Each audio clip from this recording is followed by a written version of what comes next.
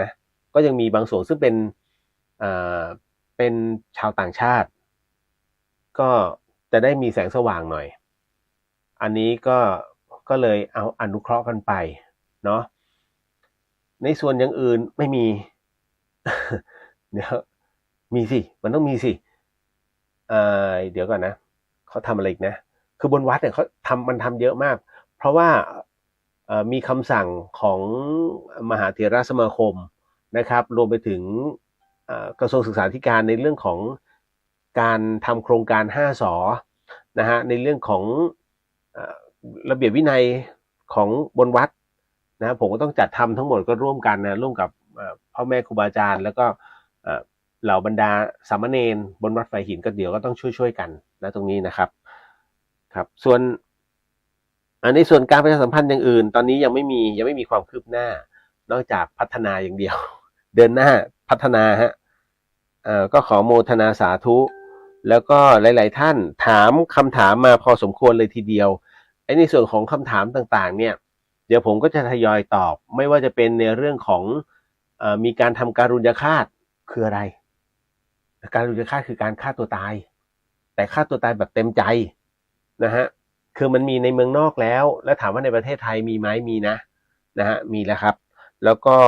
ถามว่ามันผิดกฎหมายไหมอะไรเดี๋ยวค่อยมาว่ากันเดี๋ยวค่อยอธิบายนะครับในส่วนตรงนี้แล้วก็ยังมีในเรื่องต่างๆอีกนะครับที่ติดกันไว้แต่ที่แน่ๆเดี๋ยวอีกสักครู่หนึ่งนะครับเราก็มากรรมฐานกันก็ขึ้นกรรมฐานเหมือนเดิมนะฮะเป็นก็อย่างเดิมอะผมไม่เหมือนชาวบ้านนะพาซุกซนไปนู่นไปนี่เหาะเหินเดินอากาศกันบ้างกันไปคืออย่างนี้ฮะมีท่านอะไรเนี่ยเดี๋ยวขอดูคำถามก่อนอยู่ไหนแป๊บหนึ่งเมื่อกี้คือถามมาช่วงก่อนที่จะเข้ารายการมานะฮะก็ถามในเรื่องของศีลแปดนะศีลแปดเนี่ยถามอย่างนี้ก็ตอบไปเลยแล้วกันฮะว่าไอ้การรักษาศีลแปดเนี่ยเราทำได้เมื่อไหร่คะอยากทำตอนไหนทำได้เลยฮะแต่ขึ้นสมทานให้เรียบร้อยนะฮะอ่าก็ในเรื่องของอัฏฐศีลหรือว่าอุโบสถศีลแต่คราวนี้เราก็ต้องทำความเข้าใจมันก่อนนะว่าในเรื่องของอุโบสถศีลเนี่ยมันคืออะไรคืออุโบสถศีลเนี่ยเอาง่ายๆเลยนะครับก็เวลาเราจะสมทานเราก็จะมีศีล5นะแล้วก็มีศีล8มันจะเงาตรงนี้นะเพราะว่าผมเปิดแพดด้วยนะฮะแล้วก็มีหน้าจอที่เช็คนะอะไรหลายๆอย่างผมเข้ารายการแล้วเนาะอาจารย์เดี๋ยวแป๊บหนึ่งเดี๋ยวมาอธิบายอุโบสถศีลนะฮะสวัสดีอย่างเป็นทางการนะฮะคุณผู้ฟังที่ฟังสถานีวิทยุ FM 104.50เมกะเฮิรตซ์จังหวัดเชียงใหม่นี่คือรายการเดอะเฮียนฮะนะฮะออกอากาศผ่านวัดไฟหินก็เป็น104.5สถานีวิทยุเพื่อการศึกษาพระพุทธศาสนาและวัฒนธรรมก็เป็นประจำฮะตั้งแต่วันจันทร์จนถึงวันศุกร์ช่วงนี้จะเริ่มเข้ามาจัดบ่อยขึ้นนะฮะเพราะว่าว่าง ไม่ใช่ได้พักผ่อนนะได้พักผ่อนแล้วก็ต้องทำหน้าที่เป็นอุบาสกนะครับในส่วนของงานประชาสัมพันธ์แล้วก็งานพระศาสนาก็ทำเท่าที่ทำได้นะครับแล้วก็ไม่มีอะไรผิดแปลกไปกว่าเดิมนอกจากเราก็ชวนทำความดีอ่ะชวนทำบุญก่อนนอนอ่ะแค่นั้นแหละเดี๋ยวน้องๆวัยรุ่นอย่าเข้าใจนะว่าทำบุญก่อนนอนเฮ้ยเอาแล้วเรียอะไรแล้วไม่ใช่อย่าทำคำว่าทำบุญเนี่ยอย่าไปแยงว่าโอ้ยมันต้องพี่เขาต้องมาอะไรนะเดี๋ยวเราต้องเสียเงินอย่าไปคิดงั้นฮะอกุศลทันทีนะฮะคือการทำบุญเนี่ยคือเราแค่นั่งสมาทานศีลนั่งสมาธิแล้วก็นอน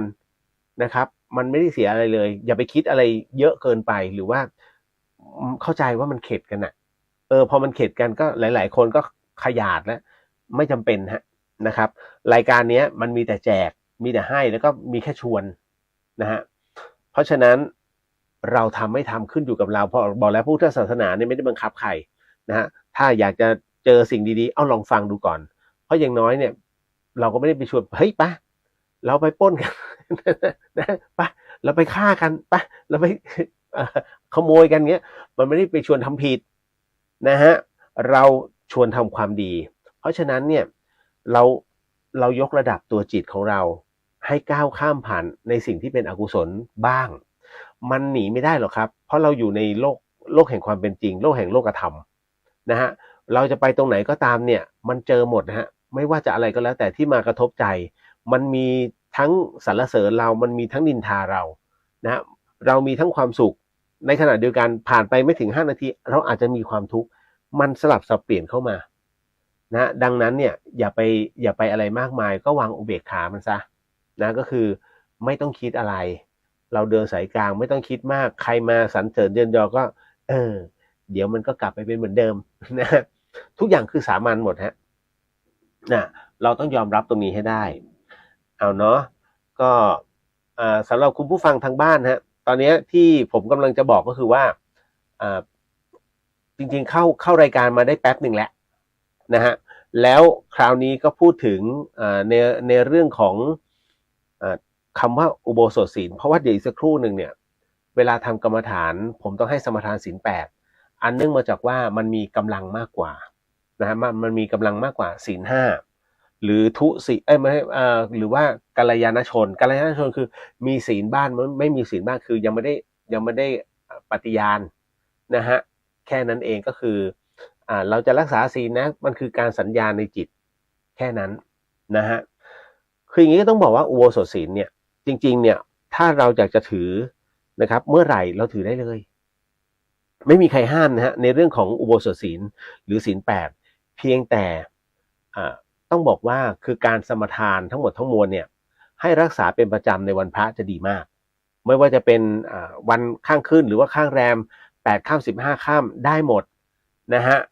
ก็ต้องบอกว่ามันมีองค์สิกขาบทแล้วก็องค์แห่งศีลเหมือนกันนะต่างกันแค่คำอาราธนาคำสมทานแล้วก็การเวลาที่กำหนดเท่านั้นเองอุโบสถเนี่ยมันแปลว่าการเข้าอยู่นะฮะเหมือนกันพระสงฆ์ลงอุโบสถพระสงฆ์ไปอยู่ในโบสถ์แล้ว แค่นั้นเลยฮะก็ต้องบอกว่าการถืออุโบสถเนี่ยมันจะมีกำหนดเวลาเช่นอย่างนี้ฮะก็คือ1 วันกับ1 คืนถ้าเราอยากจะคือจริงมันแยกเป็นทั้งหมด3 อย่างด้วยกันนะฮะในเรื่องของการปฏิบัตินะฮะเขาเรียกว่าปกติอุโบสถหมายถึงว่าการที่เรารักษาศีล8เนี่ยเราก็จะรักษาในช่วง1 วันกับ1 คืนโดยมากก็รักษากันแบบข้างขึ้นหรือข้างแรมก็ถือเอาไปแล้วกัน8 ค่ำ15 ค่ำหรือว่าแรม14 ค่ำในเดือนขี้หรือเป็นการรักษากันในวันพระได้หมดเลยนะครับปกติอุโบสถเนี่ยจัดเป็นอุโบสถขั้นต้นอันนี้นะฮะก็คือเป็นปกติอุโบสถนะปกติอุโบสถคือเป็นอุโบสถขั้นต้นซึ่งเราท่านน่ะทำกันแต่ถ้าเหนือขึ้นมาหน่อยเขาเรียกปฏิชาคระอุโบสถนะฮะได้แก่อุโบสถที่รักษากันในช่วงเวลา3 วันก็คือ3 วันต่อเนื่องนะฮะอย่างเช่นวัน7 ค่ำนะฮะก็คือเป็นวันรับอุโบสถวัน8 ค่ำเป็นวันรักษาอุโบสถวัน9 ค่ำเป็นวันส่งอุโบสถรวมเป็น3 วันก็คือวันรับวันรักษาแล้วก็วันส่งปฏิชาคระอุโบสถนั้นจัดเป็นอุโบสถขั้นกลางแล้วเขาเรียกว่าชั้นสูงขึ้นมาเลยฮะเขาเรียกว่าปาฏิหาริยอุโบสถก็ได้แก่เป็นประเภทที่ถ้าถือนะฮะมันเป็นกำหนดช่วงเวลาก็คืออย่างต่ำเนี่ยเขาจะเริ่มตั้งแต่ข้างแรมก็คือแรม1 ค่ำเดือน11ไปจนถึงแรม14 ค่ำเดือน11คือรวมทั้งหมดทั้งสิ้นเนี่ย14 วันนะฮะ ขออภัยอันนี้มันจะล่วงอยู่เรื่อยนะฮะแล้วก็ถ้าเป็นอย่างสูงเนี่ยก็จะเริ่มที่แรม1 ค่ำเดือน8ไปจนถึงขึ้น15 ค่ำเดือน12รวมอันนี้เป็น4 เดือนนี่แหละจึงเรียกว่าปฏิหาริยอุโบสถนะฮะจัดเป็นอุโบสถขั้นสูงทั้งหมดทั้งมวลเนี่ยมันก็แล้วแต่ว่าเรานั้นนะฮะอยากจะเลือกที่จะปฏิบัติแบบไหนอย่างเช่นในค่ำคืนนี้คือถ้าในค่ำคืนนี้ก็ต้องบอกว่าเราเริ่มแค่แป๊บเดียวอย่างอีกสักครู่หนึ่งเนี่ยที่พี่เทียวจะนำสมทานศีลมันก็แค่เป็นขั้นต้นนะเป็นปกติอุโบสถเลยเพียงแต่ว่าเราไม่ได้ถือยาวข้ามคืนแต่ถ้าถือข้ามคืนก็ได้นะเพราะเวลานั่งสมาธิเสร็จปุ๊บตอนนี้ช่วงเวลานี้แล้วก็พอจะถอนสมาธิก็ข้ามไปอีกวันหนึ่งเที่ยงคืนนะฮะ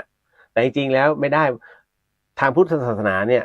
เราจะกำหนดราตรีเป็นหลักนะฮะหมายถึงว่าถ้าเห็นดวงอาทิตย์ขึ้นจบแล้ว1 ราตรี ต่อให้เวลามันข้ามโซนมาแล้วอ่ะก็ยังถือว่าเป็นคืนอีกคืนหนึ่ง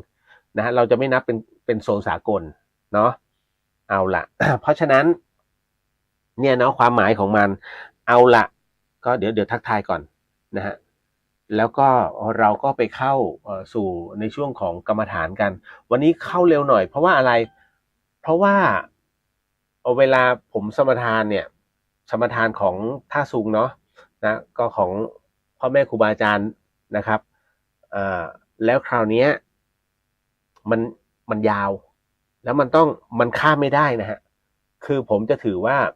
อะไรก็ตามที่เป็นของครูบาอาจารย์เราไม่ตัดรอนเราไม่ข้ามมีแต่จะเพิ่ม แค่นั้นเองเพียงแต่เราบิดในเมื่อเราบิดของท่านไม่ได้ก็ต้องว่าไปให้เต็มนะฮะจะมาโอ้โหมาเก่งเกินอาจารย์ไม่ได้นะครับเพราะฉะนั้นเนี่ยก็เลยต้องขอนิดนึงแล้วกันครับว่าเวลาสมาทานศีลอะไรก็ตามเนี่ยฮะก็จะค่อนข้างจะนานหน่อยเนาะพี่จันจราสวัสดีเจ้าหนันเรียวครับผมรับฟังทางวิทยุเจ้าครับผมท่านใดที่ฟังในวิทยุก็ถ้าอยากจะทดลองในเรื่องของการนั่งสมาธิซึ่งท่านอาจจะฟังมาทุกๆรายการนะฮะพระท่านก็สอนอยู่เรื่อยๆผมว่าเป็นเพียงแค่คารวะตัวเล็กๆเพราะฉะนั้นในเมื่อผมเป็นอุบาสกตัวเล็กๆเนี่ยอุบาสกก็อาจจะขอแตกต่างนิดนึงแล้วกันเพราะยังไงท่านก็นั่งสงบอยู่แล้วลองนั่งไม่สงบดูบ้างมีเหรอสมาธิที่ไม่สงบก็เหมือนเดิมฮะผมจะพาท่านเนี่ยให้เอาจิตตัวเองเนี่ยยกจิตออกมาข้างนอกให้ได้ยกจิตออกมาข้างนอกร่างให้ได้นะดังนั้นเนี่ยตอนนี้ท่านทำอะไรอยู่นะครับก็เดี๋ยวอีกสักครู่หนึ่งตอนที่สมทานศีลท่านต้องนั่งสมทานให้เป็นที่เป็นทางนะครับไม่ใช่เดินไปสมทานไปก็ไม่ได้ใครขับรถอยู่ก็แค่ฟังพอแล้วก็น้อมจิตน้อมใจตามเวลา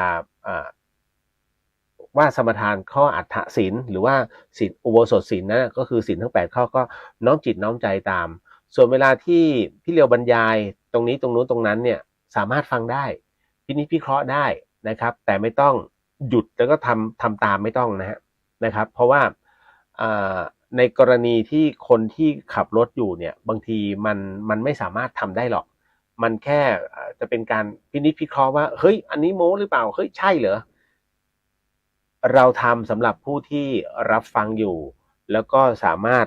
เข้าสู่สภาวะนะฮะของคณิกะได้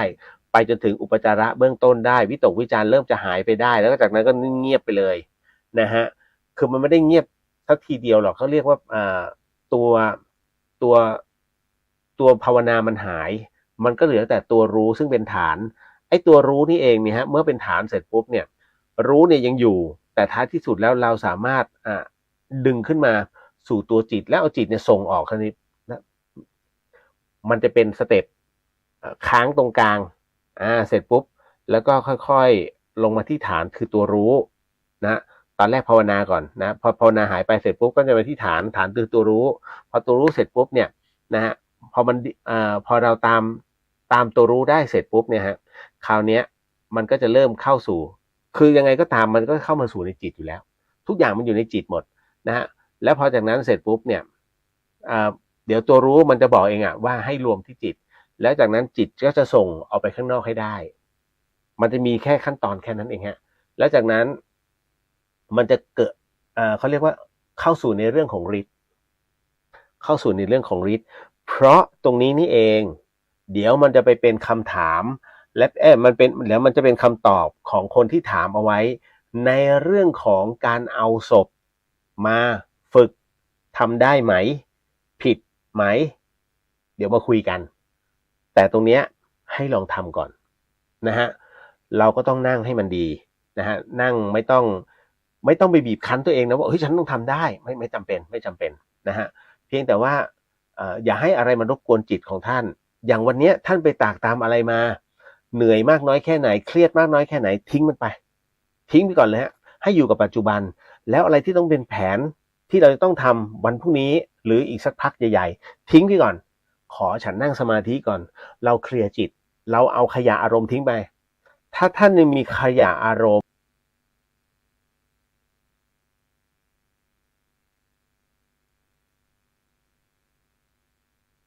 มีนิวรณ์คือความสงสัยลังเล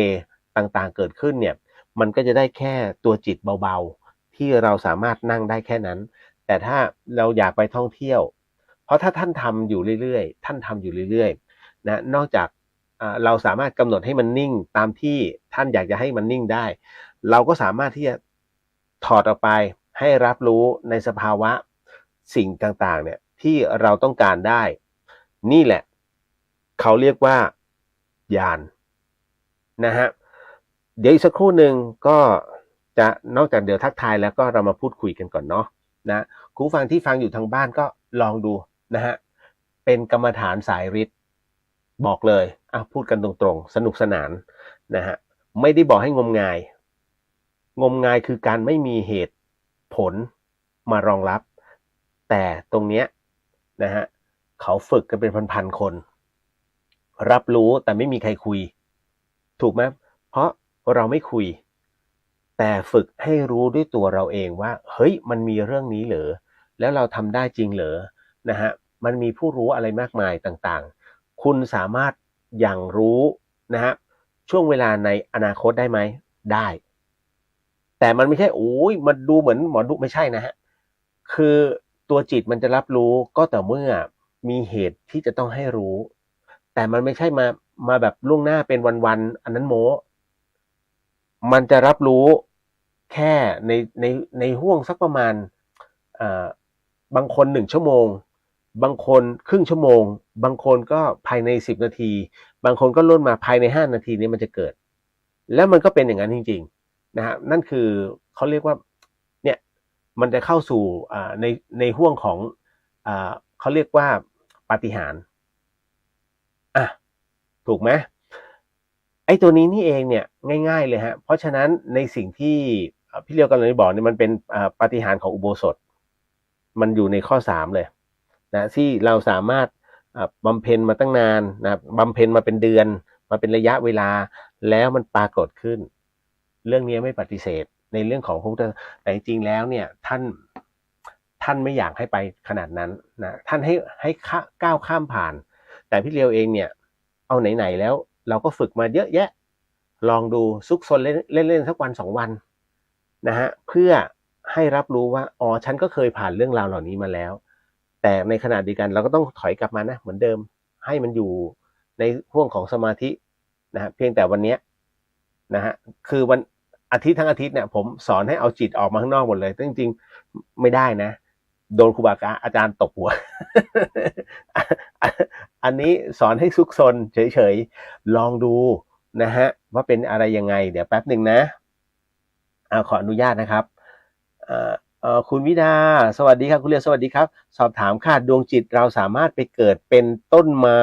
ได้ไหมไม่ได้ฮะเพราะว่าอันนั้นเป็นเซลล์เดียวมันเป็นชีวิตแบบเซลล์เดียวซึ่งมนุษย์ไม่ใช่นะครับอันนี้คือหลักวิทยาศาสตร์เลยแต่มนุษย์ไปเป็นสัตว์ได้มนุษย์ไปเป็นเทวดาได้มนุษย์ไปเป็นพรหมได้นะมนุษย์ก็เป็นสัตว์นรกได้นะฮะทั้งหมดทั้งมวลเนี่ยมันเกิดจากตัวกรรมของเรานะตัวกรรมของเราคือการกระทำของเราเป็นที่ตั้งนะถ้าสมมุติฆ่าพ่อฆ่าแม่ฆ่าพระอรหันต์ทำสงฆ์แตกแยกนะฮะทั้งหมดทั้งมวลเนี่ยพวกนี้หมดสิทธิ์เกิดนะแต่ว่าถ้าประเภทที่เดี๋ยวเชือดวัวเชือดควายเอาหมาไปฆ่ากินอย่างเงี้ยฮะไม่พ้นดูถูกพระดูถูกเขาเรียกว่าดูถูกพระอรหันต์นะฮะคือเรียกปรามาสนะปรามาสโอ้ยของปลอมเนี่ยไม่เชื่อทำไมเนี่ยเชื่อไอ้คนนี้ดีกว่านะฮะเชื่อไอ้นั่นดีกว่าเรียบร้อยเลยฮะหมดสิทธิ์ทันทีเพราะการไปปรามาสอะไรก็ตามที่เราไม่รู้จริงๆนะฮะมันกลับไปเป็นเดรัจฉานก็คือเป็นสัตว์แต่เป็นประเภทไหนไม่รู้เอารู้แต่ว่าเล่านิทานให้ฟัง1 เรื่องฮะนะฮะก็มีบุคคลท่านหนึ่งนะบอกว่าบัดนี้มีคนเข้ามาถามว่าไอ้เนี่ยไอ้คนที่มาด่าเขาเนี่ยตลอดเลยระยะเวลาที่เขาทำการช่วยเหลือคนเนี่ยด่าเสียสาเสียคือเอาสนุกเอามันปากเขาว่านะฮะแล้วปรากฏว่าไอ้2 คนนี้ตายคู่ไม่ใช่คนเดียวไอ้คนนี้ปรากฏว่าไปตายด้วยอุบัติเหตุนะฮะ ก็มีผู้ทำนายว่าไอเนี่ยตอนเนี้ยนะตอนเนี้ยที่มันด่าอยู่ทุกวันเนี่ยมันไปเกิดแล้วนะทุกคนก็ตกใจเฮ้ยมันเพิ่งด่าเมื่อปีที่แล้วปีนี้เกิดเลยเหรอเกิดแล้วแกบอกเกิดแล้วเกิดไปเป็นเดรัจฉานอยู่เยอรมันนะเกิดไปเป็นอะไรนะไปเป็นสิงโตหรือเป็นเสือสักอย่างอยู่ที่สวนสัตว์เยอรมันก็ปรากฏว่าเขาก็เช็คข้อมูลกันว่าเฮ้ยมันตรงจริงหรือเปล่ามันตรงจริงปรากฏที่สวนสัตว์ของเยอรมันมีเมื่อไม่นานมานี้ฮะไม่ใช่ไม่นานเมื่อปีที่แล้วก็มีการกำเนิดลูกเสือมั้งลูกเสือหรือลูกสิงโตเนี่ยนะฮะสุดท้ายก็ไปอยู่ในกรงดูดีนะโอ้โหเป็นลูกเจ้าป่าเดี๋ยวเจ้าป่าไหนเจ้าป่าอยู่ให้เขาขังเนี่ยนะฮะติดคุกตั้งแต่เกิดเลยยันตายฮะสัตว์พวกนี้มันติดคุกยันตายนะฮะเพียงแค่ต้องการให้คนมาศึกษาให้เด็กมาดูว่าอ๋อเนี่ยเสือเป็นอย่างนี้แต่อิสรภาพของมันหายไปแล้วนี่คือสิ่งที่มันเกิดขึ้นนะครับก็ชั้นใดชั้นนั้นนะยังไงก็ตามขึ้นอยู่กับหน้าบุญของเรานะครับเอาละพี่จันจราสวัสดีเจ้าหนานฟังตังวิทยุเจ้าสาธุครับคุณเบนสวัสดีค่ะสวัสดีครับผมการที่คนเราพี่จันจราบอกว่าการที่คนเราวนเวียนอยู่กับเรื่องราวเก่าๆยึดมั่นจนไม่สามารถหลุดออกมาพบแสงสว่างได้จะให้ทำอย่างไรมันเป็นเรื่องของเขาแล้วมันเป็นกรรมของเขาสิ่งเนี้ยสิ่งที่องค์พระสัมมาสัมพุทธเจ้าไม่สามารถจะช่วยเหลือสัตว์โลกได้ก็คือทุกอย่างย่อมเป็นไปตามกรรมของแต่ละคนก็คือเรื่องประเภทนี้ฮะอยากบรรลุถึงพระนิพพานขอพระพุทธเจ้าให้ช่วยไม่ได้อยากได้ต้องปฏิบัติเองนะฮะพระพุทธเจ้านั้นท่านก็บอกเลยว่าเรื่องบุพกรรมทั้งหมดทั้งมวลท่านก็ไม่สามารถช่วยใครได้กรรมใครกรรมมันคือการกระทำของคนคนนั้นนะฮะอันนี้ก็เลยต้องเรียนให้ทราบไว้ก่อนเนาะคุณน้าสวัสดีค่ะทิศเรียสวัสดีครับผมนะฮะแล้วก็มานงสวัสดีค่ะสวัสดีครับอากาศที่นู่นเป็นไงบ้างเพิ่งจะเจอกับหนูเล็กเมื่อ2 วันที่ผ่านตอนนี้หนูเล็กน่าจะอยู่ที่เชียงดาวนะฮะพี่พินนะพี่อรพินโมทนาสาธุกับพี่อรพินนะฮะพี่อรพินนั้นส่งอังสะนะฮะแล้วก็ขนาด XL แล้วมีกระเป๋านะสำหรับพระนะเป็นผ้าโทเรเนาะสีราชนิยมนะฮะแล้วถึงวันนี้ผมก็จัดการถวายหลวงพี่โตกับหลวงพี่โยนะฮะขาดหลวงพี่ใต้คนไม่งั้นนะ3หลวงพี่เลยโตโยต้า อันนี้หลวงพี่โตกับหลวงพี่โยฮะก็ท่านก็ดีใจเพราะว่าท่านเป็นพระท่านเป็นพระที่ทำงานนะฮะก็จะมันมีหลายกระเป๋าท่านชอบใจมากทั้ง2รูปอันนี้ก็ฝากโมทนาสาธุนะครับพี่ลายไทยรัตนาสวัสดีครับคุณเรียสวัสดีครับผมนะครับคือที่เนี่ยบังเอิญว่าเวลาพระท่านทำงานเนี่ยฮะอะไรก็ได้แล้วแต่ว่ามันต่างสีกันเวลาศรัทธาเขาเข้ามาเนี่ยเขาก็จะดูงงตกลงจีวรมันสีหนึ่งแล้วเสื้อไอ้อังสะมันสีหนึ่งนะแต่เป็นอังสะไม่โป้นะคืออย่างนี้บางที่เนี่ยถ้าท่านเห็นถ้าสมมตินะอันนี้ขอโหสีนะครับถ้าใส่อังสะแล้วนมโผล่ท่านภาวนาเลยบอกขอซื้อเดี๋ยวโยมจะถวายขอถวายผ้าให้ท่านแต่ไม่ต้องพูดนะว่าถวายอะไรบอกขอถวายผ้าแล้วกันพูดกลางๆเพราะว่าถ้ารู้ชนิดรู้อะไรก็ตามเนี่ยมันจะอาบัติถ้าท่านรับนะตรงนั้นมันก็ไม่เหมาะแต่ถ้าบอกว่าหลวงพี่คะหลวงพี่ใส่อังสะเบอร์อะไรเราใส่ XL สาธุเจ้าค่ะอยากรู้แค่นั้นไม่ต้องพูดอย่างอื่นแล้วก็ไปจัดหาซื้อถวายผมจะบอกว่าถ้าท่านอยากถวายนะฮะคือผมพูดให้หลายคนฟังเนี่ยไม่มีใครฟังเพราะเขาไม่เชื่อที่ไม่เชื่อไม่ใช่หรอกด้วยความที่เป็นคนอีโก้จึงไม่เชื่อผมจะบอกว่าพระเนี่ยผ้าไตรนะฮะผ้าไตรเนี่ยผ้าไตรคือผ้า3 ชิ้นไตรแปลว่า3เนี่ยผ้า3 ชิ้นที่ท่านเนี่ยถ้าท่านไม่ได้บวชหรือไม่ได้ไปกราบครูบาอาจารย์ไม่ต้องเอาไป ไม่ต้องระบายไม่ต้องซื้อนะฮะเพราะอะไรไตเยอะมากปีนึงเนี่ยถ้าเอ่ออะไรล่ะถ้าจีวรเนี่ยไม่ขาดเกิน3 จุดเปลี่ยนไม่ได้นะไม่ต้องเปลี่ยนต้องชุนเอาแต่ถ้าสมมุติว่าชุนแล้วเปื่อยแล้วถึงเปลี่ยนฮะอันนั้นคือเป็นพระบรมพุทธานุญาตแต่ถ้าสมมุติว่าท่านเอาใส่หน่อยถ้าในกฐินเนี่ยแล้วก็เป็นการมอบถวายในกฐินเนี่ยโอเคอันนี้ได้เพราะถือว่าเป็นพระบรมพุทธานุญาตที่อนุโลมอยู่แล้วแต่ถ้าเป็นปกติเนี่ยเปลี่ยนไม่ได้ต้องขาดแล้วหรือหายอะไรประเภทนี้เพราะฉะนั้นเนี่ยผ้าไตรต่างๆเนี่ยมันไปกองในกุฏิเต็มเลยอยากให้ใส่ไม่ใส่ไม่ได้ใส่ผ้าอาบัตินะฮะทางผมถึงได้แนะนำว่าถ้าท่านจะถวายนะ1ผ้าปูนั่งเนี่ยนะผมไม่แนะนำให้ซื้อไอ้ผ้าปูรองนั่งของพระที่ท่านเห็นเป็นอาสนะมันแข็งต่อให้เป็นผ้าก็แข็งฮะท่านไม่ใช้นะคุณไปหาผ้าเป็นสีกักหรือสีอะไรก็ได้สีลาดก็ได้ตัดนะฮะตัดให้พอดีให้ผมไม่แน่ใจนะเ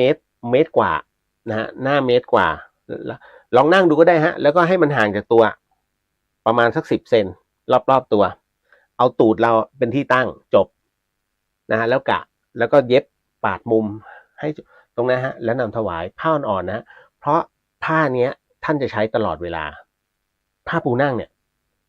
มันเป็นวินัยของสงฆ์เลยนะฮะต้องพกผ้าอันนี้ไปทุกที่ท่านก็จะพับแล้วก็เอาเข้าย่ามพอไปไหนเสร็จปุ๊บท่านก็จะปูแล้วก็นั่งลงอันนี้อันที่1อันที่2นะฮะคล้ายๆผ้าปูนั่งเลยแล้วบอกขอถวายมันเหมือนกับเป็นผ้ากันเปื้อนผ้านี้ท่านจะใช้วางเอาไว้ที่หน้าตักตอนที่ฉันภัตตาหารมันก็เหมือนกับผ้ากันเปื้อนแบบของเราแต่อันนี้ท่านจะปูไว้ที่หน้าตักอันที่1กันเลอะอันที่2กันจีวรสั้นแล้วอุจจาระพาไม่ใส่เกงในนะนะเพราะฉะนั้นเนี่ยเดี๋ยวมันแผลวุ่นวายนะฮะเพราะฉะนั้นเนี่ยมันจะคุมได้ทั้งหมดนะฮะต่อมาอันนี้หมายถึงว่าถ้าจะถวายนะแล้วท่านใช้ได้ประโยชน์จริงๆแล้ว3อังสะเนี่ยถ้ามีกระเป๋าเยอะๆเนี่ยท่านจะชอบเพราะเอาไว้ใส่เครื่องมือช่างไม่ได้มีอะไรเลยนะฮะเนี่ยแค่นี้เลยนะเอาแค่นี้นะง่ายสุดมันหายากท่านไปดูดิเอาเผาผ้าปูนั่งไม่มีขายเป็นงั้นจริงๆนะแนะนำให้ตัดฮะแล้วก็นำถวายท่านจบ ต่อมาคุณณัฐศรีสวัสดีครับพี่เลียสวัสดีครับผมโอเคมาเข้าสู่เรื่องราวตรงนี้เดี๋ยวเรามาเข้ากรรมฐานกันขึ้นกรรมฐานกันเดี๋ยวขออนุญาตจัดนี่นะพร้อมเนาะเป็นคุณผู้ฟังทางบ้านพร้อมนะครับนิดนึงแล้วกันฮะถ้าผู้ป่วยฮะท่านแค่น้อมจิตตามก็ได้ถ้าไม่สะดวกในการว่านะตรงนี้แล้วเวลาเข้าสมาธิเนี่ยฮะนอนสมาธิเนี่ยท่านแค่พุทโธไปแต่จริงๆเนี่ยจะให้บริกรรมมาหายใจเข้านะมะหายใจออกพัทธะหายใจเข้านะมะหายใจออกพัทธะนะไปเรื่อยๆแล้วก็ให้มันหายไปนะให้คำบริกรรมเนี่ยหายไปแต่ทั้งหมดทั้งมวลเนี่ยฮะจะบอกว่าเอาที่ตัวเองสันทัดเอาที่ตัวเองถนัดนะครับแล้วจากนั้นเนี่ยพยายามรวมจิตให้ได้ที่สำคัญไม่บอกเวลาเพราะการเอาเวลามาเป็นตัวจำกัดมันจะเป็นสัญญาแล้วท่านจะเฮ้ยได้เวลายังวะเฮ้ยได้มันจะทำอะไรไม่ได้เลยมันจะติดอยู่ข้างในนะพร้อมเนาะ เดี๋ยวขออนุญาตนะครับผมขอเป็นคนนำก่อนในบทสวดนะตรงนี้แล้วเดี๋ยวถ้าตรงไหนบอกให้ว่าตามก็ว่าตามเนาะศีล 8เด้อ ไหวเปล่าศีล 8นะบอกไว้ก่อนนะฮะแล้วเดี๋ยวหลังจากนั้นเนี่ยเราค่อยปรับมาเป็นศีล 5ตอนสุดท้ายนะครับ สาธุ นะโมตัสสะภะคะวะโตอะระหะโตสัมมาสัมพุทธัสสะนะโมตัสสะภะคะวะโตอะระหะโตสัมมาสัมพุทธัสสะนะโมตัสสะภะคะวะโตอะระหะโตสัมมาสัมพุทธัสสะปุริมันจทิสังราชาทัตตรัตโตปัสสะสติคันธพานังอธิปติมหาราชายาสสิโสปุตตปิตัสสะภะคะวะอินทมานามหาพลานะอิติมันโตชุติมันโตวันนวันโตยาสสิโนโมทมานาภิกขุกามุภิกขุนางสมิติงวนังทักขินันจทิสังราชาวิรุณโหตาปัสสะสติกุมพันธานังอธิปติมหาราชายาสสิโสปุตตปิตัสสะภะคะวะอินทมานามหาพลานะอินทมันโตชุติมันโตวันวันโตยสสิโนโมธรรมานาภิกามุงภิกขุนังสมิติงวนังปาชิมันจทิสังราชาวิรุปัคโคปัสสะสตินาคานังอธิปติมหาราชายาสสิโสปุตตปิตัสสะภะคะวะอินทมานามหาภาลายทิมันโตโชนิมันโตวันวันโตยสสิโนโมธรรมานาภิกามุงภิกขุนังสมิติงวนังโอตารัญจทิสังราชากุเวโรตาปัสสะสติยาคานังอธิปติมหาราชายาสสิโสปุตตปิตัสสะภะคะวะอินทมานามหาภาลายทิมันโตชุติมันโตวันวันโตยาสสิโนโมธรรมานาภิกมุงภิกขุนังสมิติงวนังสักเคกาเมจารูเปคิเรสิขรตเตจันตริเควิมาเนทีเปรเทจะคาเมตรุวนาหะคะเนอวทุมหิเกเตมอุมมาจยันตุเทวาชลทลวิตเมยะคาคันธพนาคาตีทันตาสันติเกยังมุนิวรวจนังสาธโวเมสุนันโตธรรมสวนากาโรยัมพัทันตาธรรมสวนากาโรยัมพัทันตาธรรมสวนากาโรยัมพัทันตาต่อไปนะเดี๋ยวตั้งนะโมแล้วเดี๋ยวเป็นการสมทานศีล8เนาะนะโมตัสสะภะคะวะโตอะระหะโตสัมมาสัมพุทธัสสะนะโมตัสสะภะคะวะโตอะระหะโตสัมมาสัมพุทธัสสะนะโมตัสสะภะคะวะโตอะระหะโตสัมมาสัมพุทธัสสะว่าตามเนาะพุทธังสรณังคัจฉามิธัมมังสรณังคัจฉามิสังฆังสรณังคัจฉามิทุติยัมปิพุทธังสรณังคัจฉามิทุติยัมปิธัมมังสรณังคัจฉามิทุติยัมปิสังฆังสรณังคัจฉามิตติยัมปิพุทธังสรณังคัจฉามิตติยัมปิธัมมังสรณังคัจฉามิ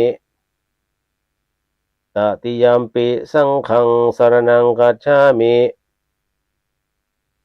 ปานาติปาตาเวรมณีสิกขาปะทังสมาธิยามิอาทินนาทานาเวรมณีสิกขาปะทังสมาธิยามิ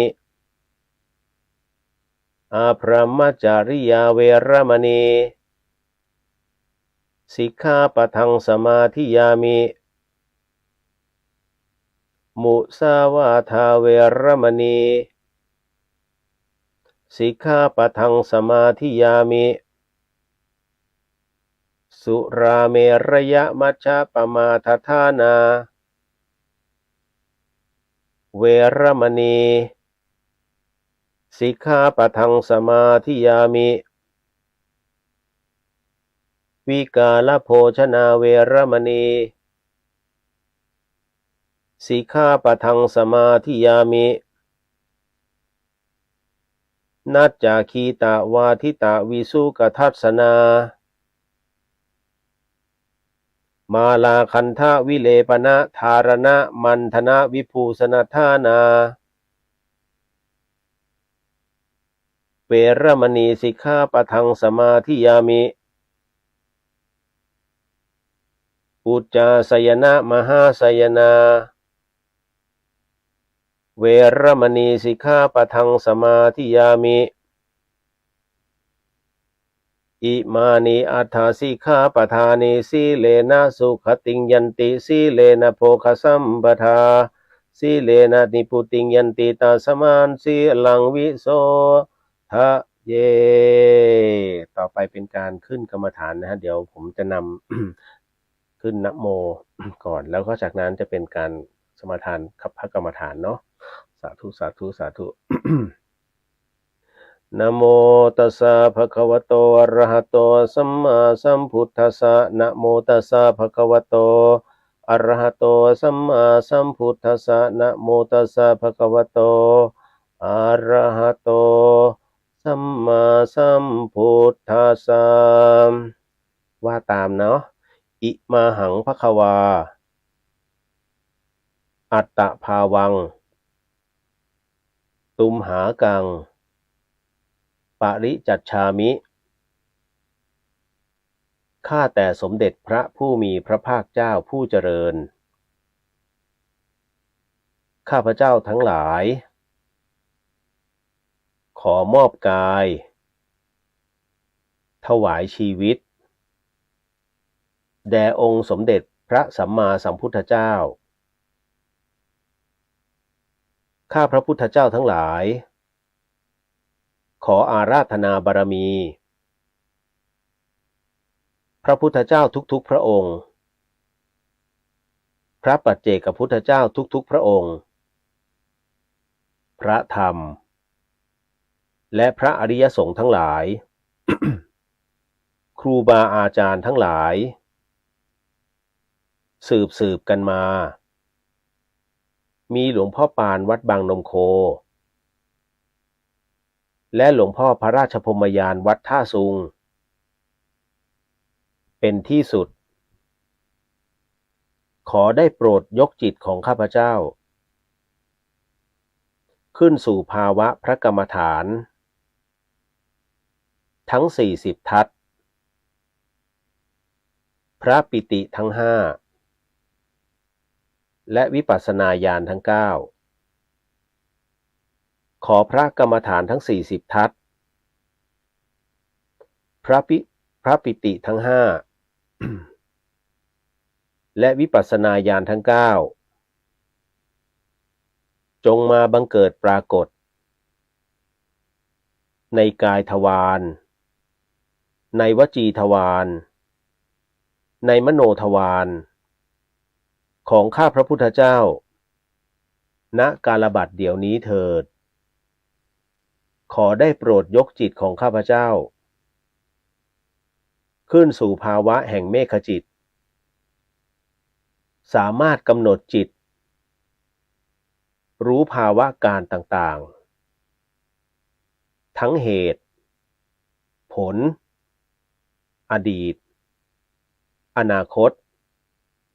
และปัจจุบันได้ทุกขณะจิตที่ปรารถนาจะรู้เมื่อรู้แล้วขอให้เห็นภาพนั้นได้ชัดเจนแจ่มใสและพยากรณ์ได้ตามความเป็นจริงทุกประการเหตุใดที่จะพึงบังเกิดแก่ข้าพเจ้าขอให้ข้าพเจ้าได้รู้เหตุนั้นได้โดยไม่ต้องกำหนดจิตแม้แต่ประการใดณกาลบัดเดี๋ยวนี้เถิดสาธุสาธุสาธุนะต่อไปนะครับก็จะเป็นการเข้าสู่ในช่วงของพระกรรมฐานโดยที่เราท่านก็นั่งในส่วนของการนั่งสมาธินะครับส่วนที่ท่านใดที่เป็นผู้ป่วยนะก็เอาตามที่ตัวเองนั้นนะครับได้มีความถนัดที่สุดนะครับเพราะต่อจากนี้ไป ในส่วนของการทำสมาธิที่เรียวนำมาเนี่ยก็เป็นเวลาระยะหนึ่งแล้ว นะครับ วันนี้ก็ต้องขอบอกคุณผู้ฟังทุกท่านนะว่าสิ่งที่พี่เรียวกำลังจะนำให้ต่อไปนี้นั้นนะครับหากได้ประสบพบเจอนะฮะประสบพบเจอสิ่งใดก็ตามให้รับรู้ว่าตัวจิตของเรานั้นได้ออกไปประสบพบเจอมิใช่ตัวเราที่ได้ไปประสบพบเจอนะฮะดังนั้น ภาพต่างๆที่เห็นนะมันจะเป็นภาพที่เราได้อธิษฐานเอาไว้และเห็นภาพนั้นอย่างชัดเจนนะครับอะไรที่เป็นข้อสงสัยขอให้ขจัดทิ้งไปทันทีเหตุเพราะว่าข้อสงสัยนั้นเขาเรียกว่ามันเป็นนิวรณ์นะดังนั้นพอพี่เลียวพูดปุ๊บจิตออกปั๊บทันทีนะฮะอย่าได้ลังเลเฮ้ยออกหรือยังว่าเฮ้ยออกหรือยังจะไม่ออกทันทีฮะท่านใดที่ไม่สามารถจะ เอายกจิตออกมาข้างนอกได้นะก็ขอให้อยู่กับตนอยู่กับจิตนะอยู่กับลมหายใจตลอดเวลานะอย่าได้ละมันเด็ดขาดนะครับเพราะว่าท่านที่นั่งอยู่นิ่งๆนั้นสภาวะที่จะเกิดขึ้นก็จะเป็นอีกหนึ่งสภาวะส่วนท่านที่เอาจิตออกมาข้างนอกนะฮะแล้วสามารถเดินเหินได้นะเหาะเหินเดินอากาศได้อะไรประเภทนี้นะฮะก็ท่านก็จะได้รับอีกหนึ่งสภาวะซึ่งแตกต่างกันออกไปดังนั้น สภาวะที่เรียวนำก็คืออยากให้ท่านได้รับรู้นะว่าตัวขันธ์ของเรานั้นนะเป็นเช่นไรและวันนี้ นะฮะเตรียมตัวให้ดีนะฮะท่านใดที่อยากประสบพบเจอกับคนที่เคยล้มหายตายจากไปแล้วสำหรับท่านนะฮะนะครับจะเปิดโอกาสให้ไม่น่าจะเกิน5วินาทีได้แค่นั้นนะครับถ้าพร้อมแล้วนะครับ ก็ให้เข้าสู่สภาวะของการเข้ากรรมฐานนะฮะณตอนนี้เอามือประสานเอาไว้นะฮะขวาทับซ้ายนะฮะท่านใดที่นั่งไม่สะดวกก็นั่งบนเก้าอี้แล้วก็ เอามือวางลงไปที่หน้าขานะฮะทำจิตใจให้พร้อมจิตใจให้ว่างหายใจเข้านะมะหายใจออกพะทะหายใจเข้านะมะหายใจออกพะทะหายใจเข้านะมะหายใจออกพะทะให้รับรู้ถึงสภาวะของลมหายใจที่ผ่านเข้ามายังช่องจมูกแล้วก็ลากลึกลงไปแล้วหลังจากนั้นก็ค่อยๆผ่อนออกไปก็ให้รับรู้ลมหายใจของเรานั้นกำลังผ่อนออกแล้วก็ผ่านไปยังช่องจมูกมันจะวนแบบนี้อยู่ตลอดเวลาณตรงนี้นี่เองขอให้สตินั้นตามการลมหายใจที่มันวนอยู่อย่าให้ขาดเมื่อไหร่เราก็เริ่มใหม่เพียงแต่ว่าการขาดนั้นหมายถึงว่าตัวสติของเราก็ขาดตามไปด้วยนะฮะดังนั้นให้จับใหม่พยายามว่าเลี้ยงมันเอาไว้อย่าให้มันหลุดนอกเส้นทางนะฮะแล้วอีกสักครู่หนึ่งนะก็ฟังที่พี่เลียวก็กำลังจะนำไปนะฮะณตอนนี้เราอยู่ในสภาวะของสมาธิในส่วนของเสียงนี้เองเป็นเสียงแห่งการนำพา ท่านใดที่สามารถตัดเสียงของพี่เลียวไปได้นะฮะนั่นหมายถึงว่าท่านกำลังอยู่ในสภาวะของตัวเองดังนั้นสภาวะตรงนี้นะก็ขอให้เดินทางอย่างระมัดระวังด้วยจิตส่วนท่านใดนะที่จะเดินทางไปพร้อมกับพี่เลียวนั้นนะฮะณบัดนี้นะขอให้ทุกท่านนั้นได้ระลึกและส่งจิตตัวเองนั้นออกมาข้างนอกตรงหน้าของเราที่เรากำลังนั่งสมาธิอยู่ที่เรากำลังนั่งสมาธิอยู่ที่เรากำลังนั่งสมาธิอยู่ออกมาแล้วนั้นจงมองดูตัวเองต้องพิจารณาทุกครั้ง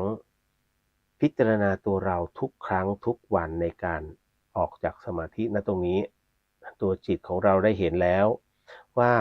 เนื้อตัวเราเป็นอย่างไรอาการที่เรานั่งเป็นอย่างไรนะบริเวณรอบๆตัวเราเป็นอย่างไรนี่คือธาตุขันธ์ของเราธาตุดินนั้นที่เราเห็นชัดเจนตัวจิตของเรานั้นคืออีกหนึ่งธาตุตัวจิตของเราคือธาตุอะไรแน่นอนที่สุดมันคือธาตุไฟมันคือพลังงานดังนั้นณตรงนี้ธาตุน้ำอยู่ไหนธาตุน้ำหมายถึงเลือดหมายถึงน้ำหนองน้ำลายรวมไปถึงทั้งหมดทั้งมวลที่เป็นน้ำแม้กระทั่งเหงื่อส่วน ธาตุลมก็คือลมหายใจ นะช่องว่างต่างๆที่เกิดขึ้นในหลอดเลือดในร่างกายของเรานั่นแหละช่องว่างเหล่านั้นจะมีธาตุลมอยู่ทั้งหมดทั้งมวลนั้นนะประกอบเป็นธาตุขันธ์นั่นคือขันธ์ห้าของเรากายเวทนาสัญญาสังขารวิญญาณเอาละตอนนี้เมื่อมองเห็นตัวเราแล้วก็ขอให้เดินไปทางซ้ายนะฮะไปเดินไปทางซ้ายมือท่านก็จะเห็นแล้วก็หยุดตรงนั้นมองดูในส่วนศีรษะของเราดูดูที่ตรงหัวไหล่ของเราดูที่สีข้างของเราพิจารณาเสื้อผ้าของเราที่ใส่กางเกงของเราที่ใส่เนื้อหนังของเราเป็นอย่างไรเมื่อดูแล้วเสร็จแล้วเดินมาทางด้านหลัง2 ก้าวจากตรงนั้นแล้วดูซะว่าด้านหลังของเราเป็นยังไงเมื่อ2 วันที่แล้วกับวันนี้เปลี่ยนแปลงไหมเส้นผมเป็นยังไงนะฮะไททอยเป็นยังไงนี่ตรงนี้เองเมื่อก่อนนั้นมีคนรักเราแต่บัดนี้นั้นนะฮะเราเองต้องรักตัวเองก็เป็นเพราะว่าการเปลี่ยนแปลงของตัวเรานั่นเองลองดูต่อไปเอาเดินมาอีกทีนึงเดินมาทางด้านขวาเห็นไหมว่าตั้งแต่ศีรษะใบหูรวมไปถึงหัวไหล่ของเราท่อนแขนของเราสีข้างของเราหน้าตักของเรานั้นเป็นแบบไหนอะไรยังไงรู้สึกว่าเจ็บปวดตรงไหนไหมถ้าร่างกายมันเจ็บปวดเนื่องจากว่าตัวจิตกับร่างกายยังเชื่อมต่อกันอยู่แต่จิตของเรานั้นลองดูว่ามันเจ็บปวดตามร่างกายไหมแน่นอนที่สุดจิตเรานั้นไม่มีการเจ็บป่วยเพราะจิตนั้นคือพลังงานจิตดวงนี้ของเรานั้นสมบูรณ์อยู่เสมอเพียงแต่จิตของเรานั้นผ่านไปนั้นนะเปลี่ยนแปลงไปเพราะตามกำลังหน้าบุญตามกำลังการกระทำของเรานั่นเองบัดนี้จิตพร้อมแล้วเอาจิตนั้นมายืนอยู่ตรงหน้าร่างของเราจากนั้น เราหันหลังให้กับตัวธาตุขันธ์ของเรานะหันหน้าออกเอาเดินมาข้างหน้า3 ก้าวเนาะเดินแล้วณบัดนี้ท่านใดที่คิดถึงผู้วายชนคนไหน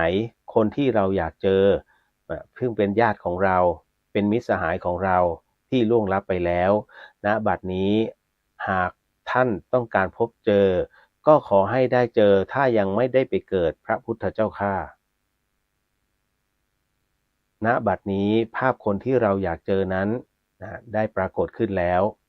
หากท่านอยากจะถามอยากจะพูดคุยนั้นก็คงจะเป็นเรื่องยากที่จะต้องสื่อสารแต่ขอให้ดูสีหน้าของเขาดูอากัปกิริยาของเขาที่เขานั้นไปเป็นรุ่นพี่เราแล้วนั่นหมายถึงว่า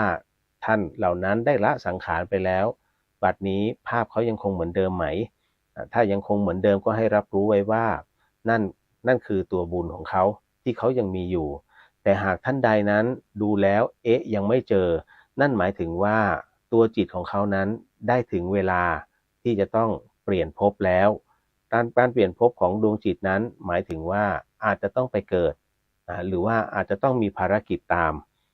ามแบบไหนก็ขึ้นอยู่กับตัวกรรมของเขาถ้าทำกรรมดีก็จะเป็นอีกส่วนหนึ่งนั่นทั้งหมดทั้งมวลนั้นเป็นไปตามเหตุปัจจัยของแต่ละคนเอาละณบัดนี้กำลังเรามีเพียงแค่นี้ก็ขอให้ท่านนั้นโมทนากับผู้ที่เราได้ประสบพบเจอณตรงนั้นก็ขอให้ท่านเหล่านั้นที่มาปรากฏนั้นขอกลับไปยังแดนสิ่งที่ท่านนั้นได้มานะพระพุทธเจ้าข้าเอาละพอถึงณตรงนี้ขอทุกท่านนั้นนะเห็นพระรูปหนึ่งไหมที่ยืนอยู่ข้างหน้าพระรูปนั้นนั่นคือพระเดชพระคุณพระราชพรหมยานก็ขอให้ทุกท่านนั้นได้น้อมกราบหลวงพ่อท่านนิดหนึ่งกราบ1กราบ2กราบ3เอาละฮะบัดนี้หลวงพ่อท่านก็ยิ้มให้เอาละ ดังนั้นได้เวลาพอสมควรแล้วเนาะไม่ต้องอะไรมากมายก็ขอให้ทุกท่านนั้นนำดวงจิตนั้นกลับเข้าสู่สภาวะปกติในร่างกายของเราเมื่อกลับเข้ามาแล้วนะฮะก็ขอให้หายใจลึกๆหายใจเข้าลึกๆหายใจออกหายใจเข้าหายใจออกเอาจิตของเรานั้นไปวางที่เดิมนะฮะอยู่ในร่างกายอยู่ในที่ลึกๆนะฮะคนที่ทำได้ให้รับรู้ว่าเราอยู่ในขั้นอุปจารสมาธิเนาะนะฮะเพราะว่าคนที่ไม่ได้สมาธิในส่วนของอุปจาระนั้นเนี่ยมันไม่สามารถจะถอดออกไปได้แต่ทั้งนี้ทั้งนั้นอย่างที่เคยบอกเอาไปว่า คนใดก็ตามที่ไม่สามารถส่งจิตออกไปนั้นก็ขอให้เรานั้นตามลมหายใจอยู่กับตัวนี่แหละไม่ต้องไปถึงกับคนอื่นเขาค่อยเป็นค่อยไปแล้วเดี๋ยวมันจะเป็นของมันเองเดี๋ยววันพรุ่งนี้เราค่อยว่ากันใหม่เอาตอนนี้ให้ขยับแข้งขยับขานิดนึงนะดูว่าจิตเราเข้ามาครบแล้วเนาะเสร็จปุ๊บเนี่ยขยับมือนิดนึงเสร็จปุ๊บขยับหัวไหล่เสร็จปุ๊บค่อยๆขยับหัวเล็กน้อยแล้วก็ค่อยๆลืมตาเนาะทั้งหมดทั้งมวลนั้นก็ให้รับรู้ว่าตอนนี้เราเรียกจิตกลับมาเป็นที่เรียบร้อยเนาะเอาละมาเป็นไงได้ประสบพบเจอบางคนยังไม่เจอเดี๋ยวพรุ่งนี้เอาให้เจอให้ได้เนาะขอดูก่อนเดี๋ยวต้องขอดูว่าพรุ่งนี้กำลังมีไหม ผมนัดเลื่อยเปื่อยไม่ได้ต้องดูกำลังตัวเองนิดหนึ่งนะฮะ คือถ้าใครอยากจะเรียนตรงนี้อีกทีหนึ่งเดี๋ยวขอดูก่อนว่าไม่แน่ใจว่าเสาร์อาทิตย์นี้ที่ธรรมสถานวันอาทิตย์นี้ที่ธรรมสถานนั้นน่ะติดอะไรหรือเปล่าถ้าไม่มีก็เดี๋ยวเรามาเจอกันที่ธรรมสถานมหาวิทยาลัยเชียงใหม่พร้อมกับดอกไม้3 สีเนาะเดี๋ยวว่ากันอีกทีหนึ่งเดี๋ยวขอคุยกับหลวงพี่โอปอก่อนเอาละฮะเดี๋ยวมา ในส่วนของตรงนี้เรามาอุทิศบุญส่วนกุศลกันก่อนเนาะถ้าพร้อมแล้วเดี๋ยวนิดนึงนะฮะเดี๋ยวตอบคำถามแป๊บหนึ่งเพิ่งจะเพิ่งจะถอยสมาธิกันมาเนาะใจเย็นเอาละ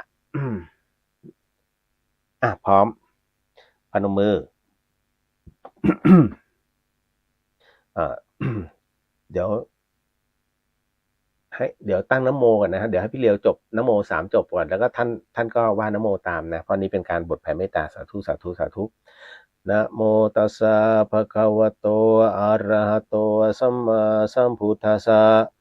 นะโมตัสสะภะคะวะโตอะระหะโตสัมมาสัมพุทธัสสะนะโมตัสสะภะคะวะโตอะระหะโตสัมมาสัมพุทธัสสะ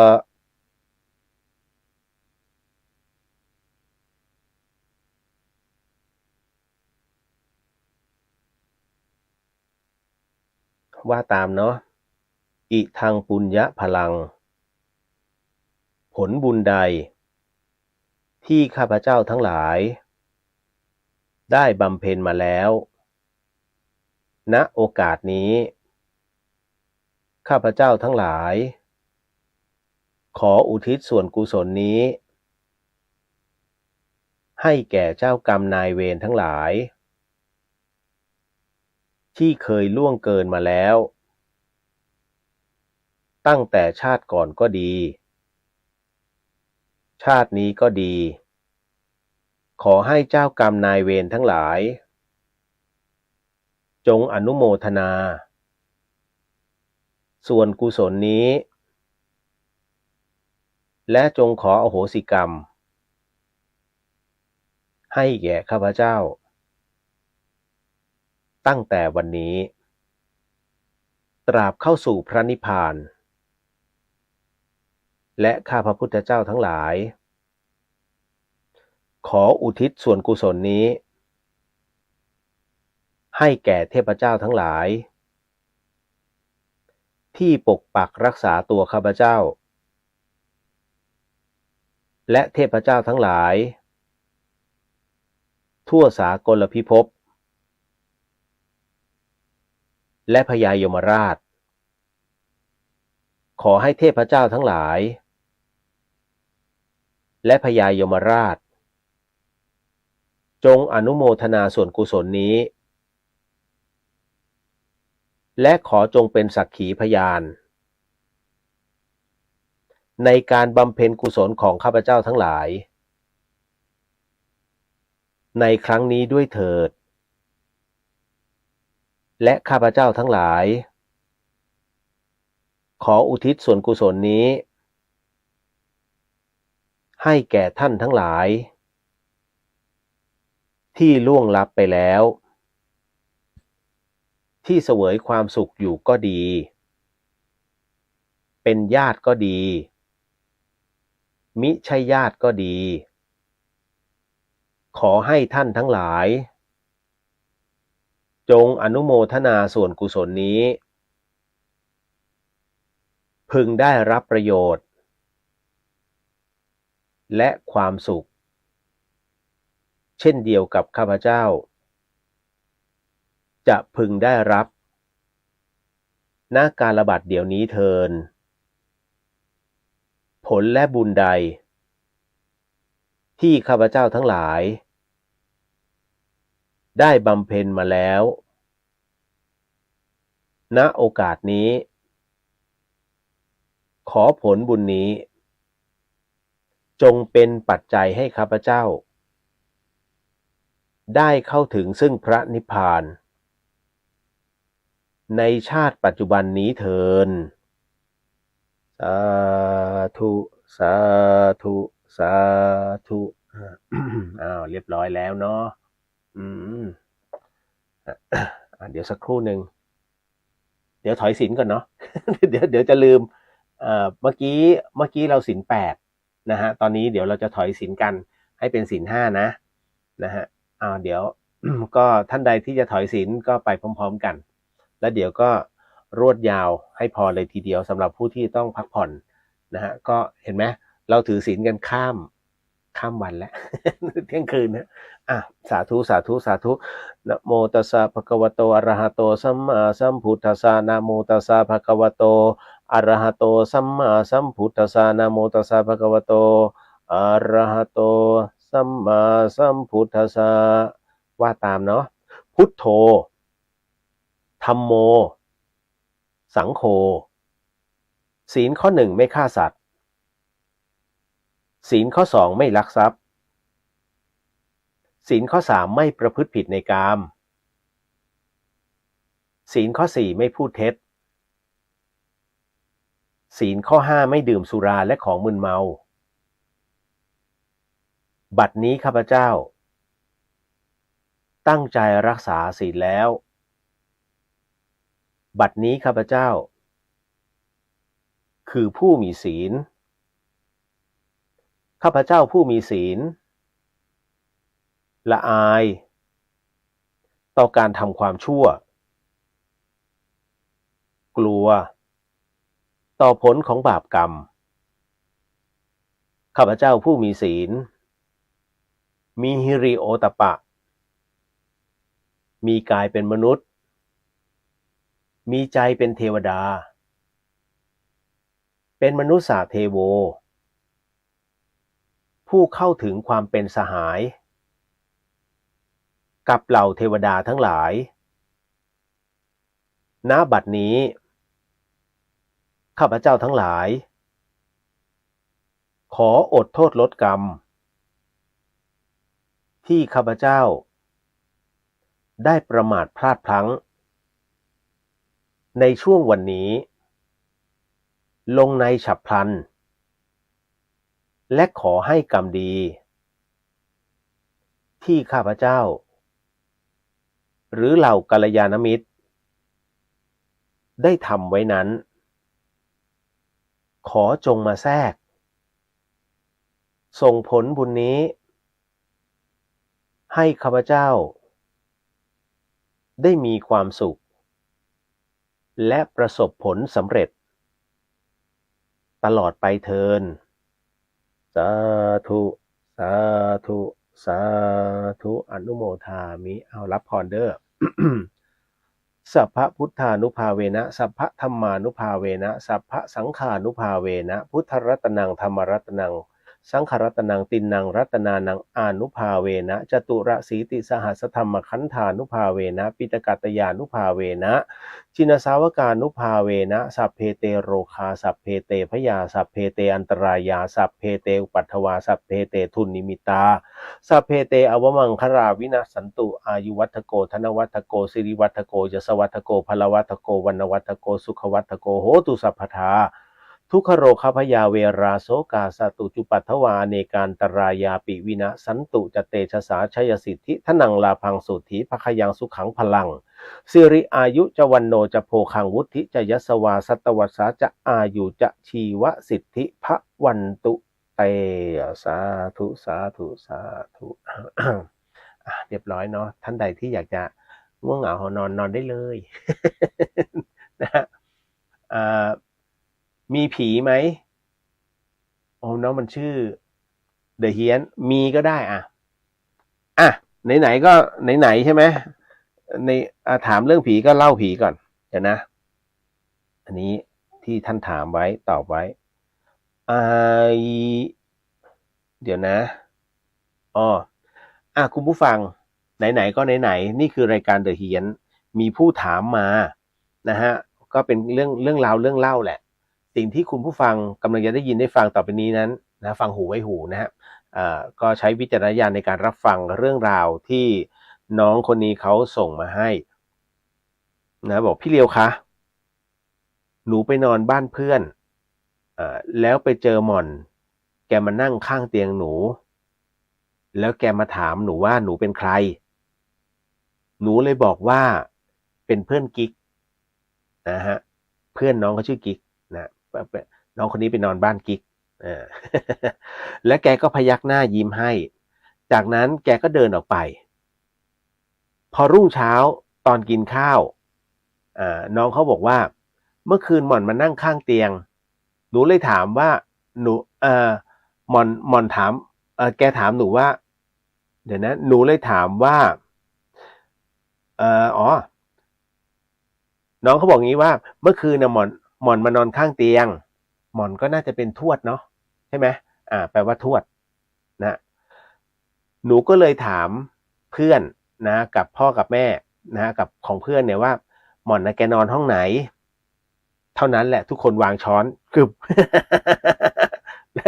แล้วเขาบอกว่าหม่อนตายไป2 เดือนแล้วน้องเขาเลยสงสัยนี่คือหนูเจอผีหม่อนใช่ไหมคะจะตอบไงดีเออ นะก็คำตอบมันมีอยู่กับครอบครัวเขาแล้วเนาะอ่า ถ้าถามว่าอย่างเงี้ยใช่ไหมอ่าก็ก็ต้องบอกว่าใช่นะฮะอันนี้เป็นในส่วนของดวงจิตที่ยังคงมีเขาเรียกว่ามันมีหน้าที่มันมีความหวงมันมีความอาทรในครอบครัวเพราะนั้นจะบอกว่าเป็นสัมภเวสีได้ไหมก็ได้คือสัมภเวสีก็คือผู้ที่หาแดนเกิดแต่แต่ณจุดตรงนี้นี่เองเนี่ยหม่อนไม่ยอมไปหาแดนเกิดใหม่แต่อันเนี้ยต้องบอกว่าเอ่อจำได้ไหมฮะว่ามันมีบทแผ่เมตตาสัพเพสัตตา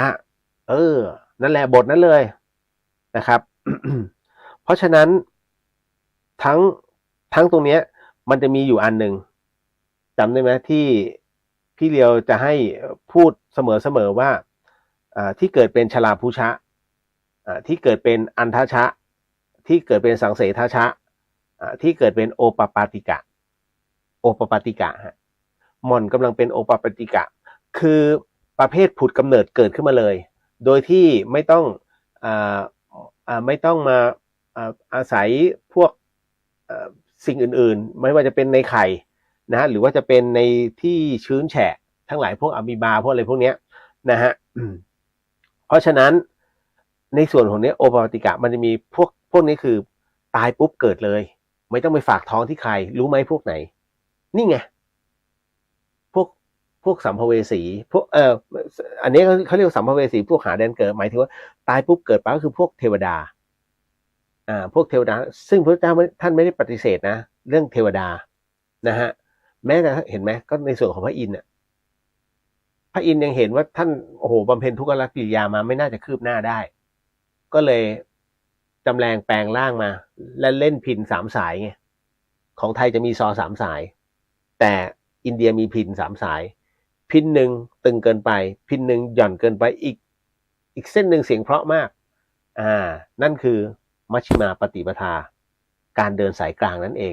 นี่แหละเพราะฉะนั้นในส่วนของโอปปาติกะนั้นหมายถึงพวกเทพเทวดาแล้วรวมไปถึงเหล่านี้วิญญาณเหล่านี้นะนั่นก็คือถึงได้บอกว่าหม่อนจึงจัดอยู่ในส่วนของโอปปาติกะนะก็ให้รับรู้นะครับว่าถึงได้บอกโอปปาติกะมันมีหลายอย่างไม่ใช่อยู่ๆแล้วเฮ้ยจะเป็นเทวดาไม่ใช่นะครับอันนี้ก็เลยต้องบอกอีกครั้งหนึ่งนะฮะก็ต้องบอกว่าใช่จ้ะนะครับแล้วก็ นะตอนนี้น้องจะกลายเป็นผู้วิเศษทันทีแต่จริงๆเท่าที่ได้คุยกับเขามันเหมือนว่าเขาอยู่ในพาร์ทของความเขาเรียกสลึมสลือกึ่งหลับกึ่งตื่นถ้าเราท่านเขาเรียกว่าถูกแต่นั่นหมายถึงว่าเฮ้ยมันต้องมาทับหายใจไม่ออกไว้อะไรอย่างนี้ใช่ไหมอันนี้น้องไม่ใช่เป็นการเขาเรียกว่ากึ่งฝันมันกึ่งฝันก็คืออยู่ในภวังค์ฮะพออยู่ในภวังค์เนี่ยแล้วตัวเราเคลิ้มสังเกตไหมคนที่โดนผีอาจจะเป็นยังไม่ทันหลับดีแล้วก็มันจะกำลังจะหลับแล้วมันโดนมันเป็นช่วงที่ตัวจิตมันอ่อนแรงเพราะเราขาดการฝึกฝนอันนี้พอดวงจิตมันอ่อนแรงเสร็จปุ๊บเนี่ยมันก็เลยเกิดการเขาเรียกว่าเหมือนกับเลเวลไปอยู่ในเลเวลเดียวกันนะฮะอันนี้เขาก็เลยมาเข้าในฝันอันนี้น่าจะอยู่ในห่วงของภวังค์มิใช่ผู้เห็นแต่ถ้าเป็นผู้เห็นนั่นหมายถึงว่าอยู่ๆเฮ้ยนั่งอยู่ปุ๊บแล้วสามารถสัมผัสได้แล้วก็เห็นทันทีไอ้นี่เขาเรียกว่าคนอยู่ในเลเวลเดียวกันประเภทคนนี้เขาเรียกพวกเห็นในเรื่องของจิตวิญญาณมันจะอยู่ในเลเวลของเวฟเดียวกันก็คือเขาจูนได้แล้วไงเขาจูนในห่วงของอีกเวฟหนึ่งได้แล้วคลื่นความถี่ก็เหมือนกับเราวอลเนี่ยฮะนะฮะถ้าเราจะไปคุยกับปอเต็กตึงจูนอีกอันหนึ่งไปคุยเรื่องปรับคลื่นอีกอันหนึ่งเหมือนกันเราเองก็มีคลื่นเวลาฝึกสมาธิเนี่ยนะฮะตอนนี้คลื่นเราสงบเพราะเราอยู่กับตัวแต่ถ้าเมื่อไหร่ก็ตามที่เราส่งออกข้างนอกเมื่อไหร่หรือห่วงเวลานะฮะสภาวะแห่งห่วงเวลาสภาวะแห่งเหตุการณ์นะความชื้นสัมผัสทั้งหมดทั้งมวลนั้นมีเรื่องราวเกิดขึ้นในบริเวณนั้นพอมันเชื่อมได้คราวนี้คุณจะกลายเป็นผู้วิเศษทันทีนั่นเป็นคนที่ไปตรงไหนเดี๋ยวก็เห็นไปตรงไหนเดี๋ยวก็เห็นซึ่งถามว่ามีบุญไหมคนเห็นนะมีบุญนะมีบุญและกรรมพร้อมกันมีบุญก็คือคุณได้เห็นในสิ่งที่หลายๆคนเขาอยากจะเห็นแต่ถ้าคุณเล่าไปเขาเรียกคุณคนบ้าเพราะมันไม่มีใครเห็นไงมีคุณคนเดียวที่เห็นแต่คราวนี้เห็นแล้วทำไงฮะเห็นแล้วเสียตังค์ อันนี้พูดตรงๆถ้าคุณเห็นนะคุณเสียตังค์ทำไมนั่นหมายถึงว่าการปรากฏกายของสัมภเวสีหรือว่าดวงวิญญาณสักหนึ่งดวงขึ้นมาเนี่ยเขาเรียกว่าลงทุนแล้วต้องคุ้มค่าเพราะการที่เขามาปรากฏให้เห็นได้และคุณสามารถเห็นเขาได้เนี่ยนั่นหมายถึงว่าเขาจองไอ้คนนี้เพราะไอ้คนนี้ชอบทำบุญกูต้องการบารมีเพิ่มเติมนั่นหมายถึงว่าอานิสงส์ผลบุญตรงนี้เพราะฉะนั้นเวลาเห็นไหมเมื่อกี้ที่เราอธิษฐานในส่วนของการแผ่เมตตาให้กับสัมภเวสีด้วยให้กับเทพเทวดาด้วยให้กับท่านเท้าพญายมราชด้วยคือทั้งหมดทั้งมวลเนี่ยให้หมดเพราะฉะนั้นเราสัมภเวสีที่เขาก็ร่วมโมทนานั่นแหละอันนี้ก็เป็นบุญอย่างหนึ่งเวลาเรากูไม่มีตังค์แล้วชีวิตแล้วหมดแล้วยังไม่สิ้นเดือนเลยขอจะให้อะไรดีนั่งสมาธิเอาสมาธิเป็นธรรมทานนั่งรับบุญไปเขาได้นะฮะเขาได้บุญด้วยนะไม่ใช่ว่าทุกอย่างจะต้องนำถวายพระไม่เกี่ยวเลยอะไรก็ตามที่เป็นบุญที่เป็นบารมีนะฮะส่งให้เลยโมทนาสาธุด้วยฉันให้บุญตรงนี้กับเราจบเนาะอันนี้แหละเห็นไหมบุญมันทำได้หลายอย่างเราไปยึดติดตรงเนี้ยเพราะว่าค่านิยมเนาะจบนะไงเรื่องผีไหมเรื่องผีนะ นะฮะต่อมา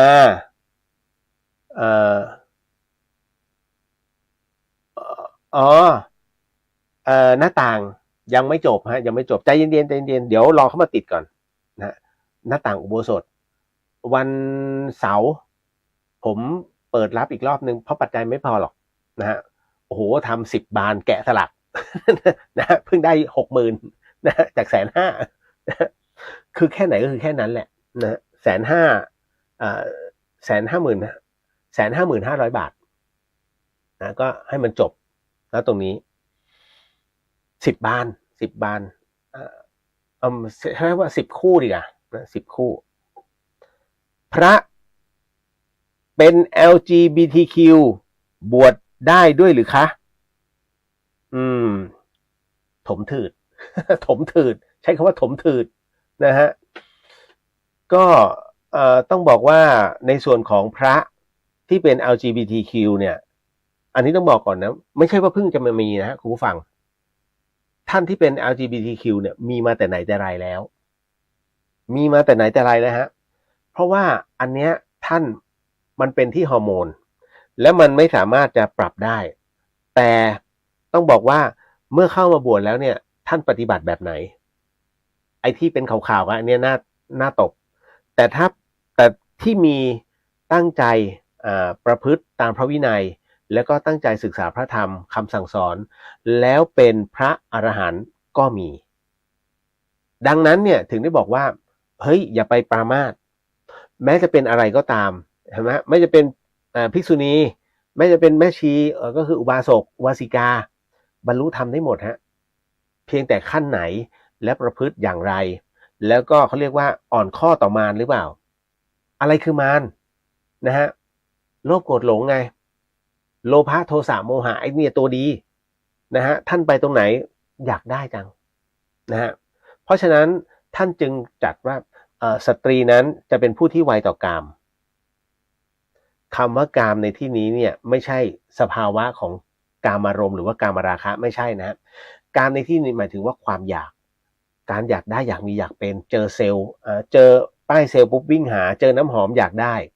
นะฮะน้องๆปัจจุบันเนี่ยปัจจัยมันหายากที่เราจะบอกไว้ก่อนนะฮะว่าที่เราได้เงินจากคุณพ่อคุณแม่มานะฮะจงใช้อย่างคุ้มค่า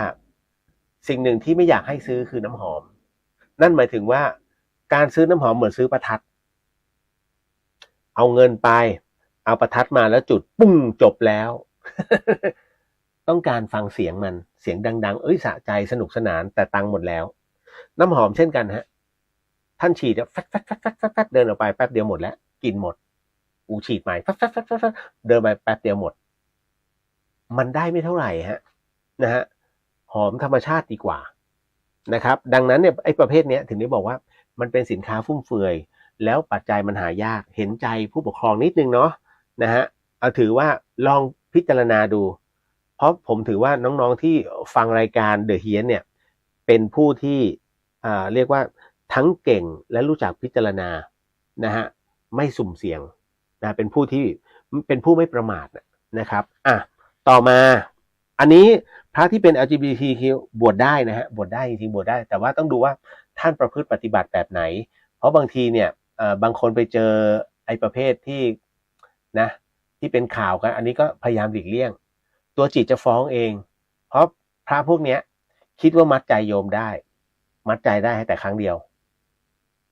จริงๆอันเนี้ยโยมจะเป็นผู้ที่ตัดสินเลยว่าอ๋อพอไปแล้วไม่ใช่จิตมันจะบอกเลยไม่ใช่กูไปวัดอื่นดีกว่ามันจะเป็นอย่างนั้นนะฮะแล้วตัวเราเองเป็นผู้ที่ใฝ่หาครูบาอาจารย์อย่างผมตอนที่บวชนะฮะหลายๆท่านไม่อยากให้ศึกอันนี้ผมเข้าใจแต่เนื่องจากว่าตัวเรามีภารกิจมีสิ่งที่จะต้องไปหาเขาเรียกว่าต้องไปดูแลคุณแม่มีคนเดียวฮะสำหรับพี่เลียวนะพี่เลียวมีแม่คนเดียวฮะแต่ถ้าจะบวชเนี่ยหลังจากที่สมมุตินะฮะทุกอย่างมันลงตัวเป็นที่เรียบร้อยแล้วได้เวลาเราสามารถบวชได้เมื่อไหร่ก็บวชได้ฮะตอนนี้เราบวชใจได้นะทุกวันนี้ก็ถามพระบนวัดฝายหินก็ได้ครับผมก็จะทำเหมือนตอนที่บวชเลยนะทั้งทำวัดเสร็จปุ๊บก็เดินจงกรมแล้วพิจารณาผมจะพิจารณาทั้งหมดทั้งมวลอะไรที่เข้ามาเนี่ยแวบๆเข้ามาปุ๊บก็จะพิจารณาว่าอ๋อมันเป็นอันนี้เพียงแต่ว่าไม่โพสเท่านั้นเองก็วันเดียวจะโพสแค่เรื่องเดียวสำคัญไม่สำคัญถือว่าโพสไปแล้วยกเว้นว่าเฮ้ยดูแล้วเฮ้ยเรื่องนี้น่าจะโพสซะหน่อยก็คือเป็นการพิจารณานะกายสังขารนั่นแหละไม่ได้มีอะไรไปมากกว่านี้เพราะผมถือว่าตัวผมผ่านความตายมาแล้วนะพอได้ผ่านความตายมาแล้วใครจะไปบอกอะไรก็ตามนะว่าเนี่ยในตำรามันเขียนเนี่ยผมปัจจุบันผมว่าผมเลยตำราไปแล้วต่อให้ตำราเขียนยังไงผมเชื่อมั่นในตัวเองเพราะว่าเราผ่านช่วงชีวิตที่มันฟื้นจากความตายมาเพราะฉะนั้นแสดงว่าตำราเขียนผิดแล้วเราจะรู้แต่เราพูดไม่ได้นะฮะหรือตำราอันนี้แม่นว่าใครเป็นคนเขียนเราก็อยากจะบอกเฮ้ยมันแม่นว่ามันเราก็พูดไม่ได้เพราะฉะนั้นเนี่ยตนย่อมรู้ในตนแค่นั้นพอแล้วนะฮะอันนี้ประมาณนี้นะน้องถามมาว่าพระท่านฉันเม็ดบัวได้ไหมได้ครับพ พระธรรมยุทธ์หรือว่าเป็นพระมหานิกายเม็ดบัวรู้จักไหมเอ่อน้องน้องจะเห็นดอกบัวที่มันที่มันตูมๆอยู่ในบึงนะแล้วพอเสร็จได้เวลาปุ๊บเขาก็จะบานแล้วมันก็มีไอตัวฝักบัวอยู่ตรงกลางหลังจากที่ใบบัวโรยลงอีฝักบัวเนี่ยเขาเก็บขึ้นมาตัวตัวตัวเม็ดบัวแล้วก็ตัวเดือยมันเนี่ยเป็นยาพระเราถือเป็นยาฉันได้ฮะนั่งฉันไปเลยนั่งต่อหน้าโยมแต่จริงๆไม่ควรจะฉันต่อหน้าโยมทำให้โยมเข้าใจผิดได้เพราะโยมไปติดคำว่าวิการละโภชนาเป็นที่เรียบร้อยแล้วมันก็สืบกันมาเนี่ยอยู่ในหัวโอ้โหพระที่นี่ทำผิดวินัยว่ะใจมันไปคิดแล้วไงเพราะเราไม่ได้ศึกษาเราไม่ใช่นักศึกษาเราเป็นแค่ผู้รับรู้ถูกไหมโอ้เนี่ยในข้อ4ก็บอกวิการละโภชนาพระตั้งวงแต่ยังไม่ได้รู้แบบที่ท่านฉันยานะฮะมีเยอะแยะที่อีสานส่วนใหญ่ก็จะฉันเม็ดบัวกันไม่ฉันได้ฮะไม่ผิดนะฮะอันนี้เนาะก็ไม่กลัวหลายๆท่านจะไปเข้าใจผิดไงเรื่องพระฉันนี่นู่นนั่นนะครับอันนี้เดี๋ยวนะฮะเบนบอกว่าเคยได้ยินว่าสมัยพุทธกาลก็เคยมีพระบัณฑิตบวชนะฮะจริงๆบัณฑิตเนี่ยเป็นบุคคลสองเพศบุคคลสองเพศเป็นแบบไหนไม่ใช่กระเทยนะบัณฑิตเนี่ยก็คือนักมวยหญิงอะอะไรที่ชนะไทยไปโอลิมปิกที่ผ่านมานะแล้วก็จีนอีกคนหนึ่งที่ดูเหมือนผู้หญิงที่ดูเหมือนผู้ชายอ่ะนั่นน่ะแล้วคราวนี้พอเขาไปตรวจปรากฏว่ามีฮอร์โมนชายเยอะกว่าฮอร์โมนหญิงแต่แล้วก็ไอ้ที่ล่าสุดที่กำลังที่เขาประกาศยึดเหรียญใช่ไหมจำชื่อไม่ได้จำชื่อประเทศไม่ได้ปรากฏว่าเขาไปเจอว่ามีอันทะใช่ไหมฮะมีอันทะอยู่ในนั้นด้วยอยู่ในเพศนั้นซึ่งก็เป็นหญิงด้วยก็งงมากนั่นแหละอันนี้สองเพศบุคคลสองเพศอันนี้บวชไม่ได้นะฮะประมาณนั้นนะบัณฑิตของแท้เลยมันก็จะประมาณนี้ฮะหรือประเภทผ่าตัดแปลงเพศอย่างนี้ไม่ได้ถือว่าเป็นบัณฑิตนะครับต่อมา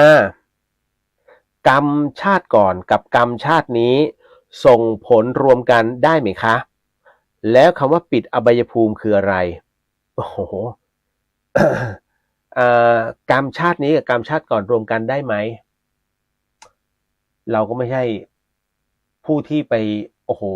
ผมไม่ใช่พระพุทธเจ้านะฮะจะไปพิพากษาหรือว่าเอามาบอกว่าไอ้กรรมอันนี้มาตรงนี้นะฮะเอามารวมกันได้ไหมแต่ให้รับรู้ว่าสิ่งหนึ่งสิ่งใดก็ตามที่เกิดกับเราแล้วมีผลกับใจนั่นแหละคือกรรมที่เรากำลังเสวยอยู่แต่เป็นกรรมในชาติก่อนหรือเปล่าไม่รู้หรือกรรมในชาตินี้หรือเปล่าไม่รู้อาจจะรู้บ้างบางบุพกรรมอะไรที่บอกรู้บ้างบางบุพกรรมอย่างเมื่อก่อนนี้ที่แฟชั่นไอแลนด์สมัยก่อนสักปี52มั้งนะ52หรือ51 52แถวๆเนี้ยจำได้ครับมันจะมีน้องๆบางคนอาจจะยังไม่เกิดหรือว่าเกิดแล้วแบบยังไม่ได้จำความมันจะมีอันหนึ่งก็คือแฟชั่นไอแลนด์รู้สึกว่าช่วงนั้นเนี่ยไฟไหม้สวนสนุกแล้วมีเด็กถูกไฟคลอกจำได้ไหมฮะแล้วเสียชีวิตตรงนั้นก็ปรากฏว่าท่านอาจารย์นะของพี่เรียวเนี่ยนะฮะท่านก็บอกว่าอันนี้เป็นบุพกรรมถ้าย้อนไปเนี่ยเป็นบุพกรรมในสมัยอดีตชาติอันนี้เล่าสู่กันฟังนะฟังหูไว้หูเนาะท่านก็บอกว่ามันเป็นบุพกรรมเพราะสมัยก่อนเนี่ยเด็กคนนี้นะฮะอารมณ์ว่าเลี้ยงวัวเอาวัวไปเลี้ยงในทุ่งแล้วเล่นพิเรนจุดไฟที่กองฟางแล้วฟางเนี่ยมันแล้วฟางเป็นหญ้าแห้งแล้วมันอยู่ล้อมรอบวัวท้ายที่สุดแล้วไฟนี้จึงคลอกวัวที่ตัวเองเลี้ยงเนี่ย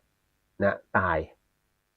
กรรมตัวนี้จึงมาเกิดกับเด็กคนนี้ซึ่งถามว่าอยู่ในคอกก็อยู่ในไอเครื่องเล่นเครื่องเล่นล้อและถูกไฟนะเผา อันนี้ก็คือในส่วนของที่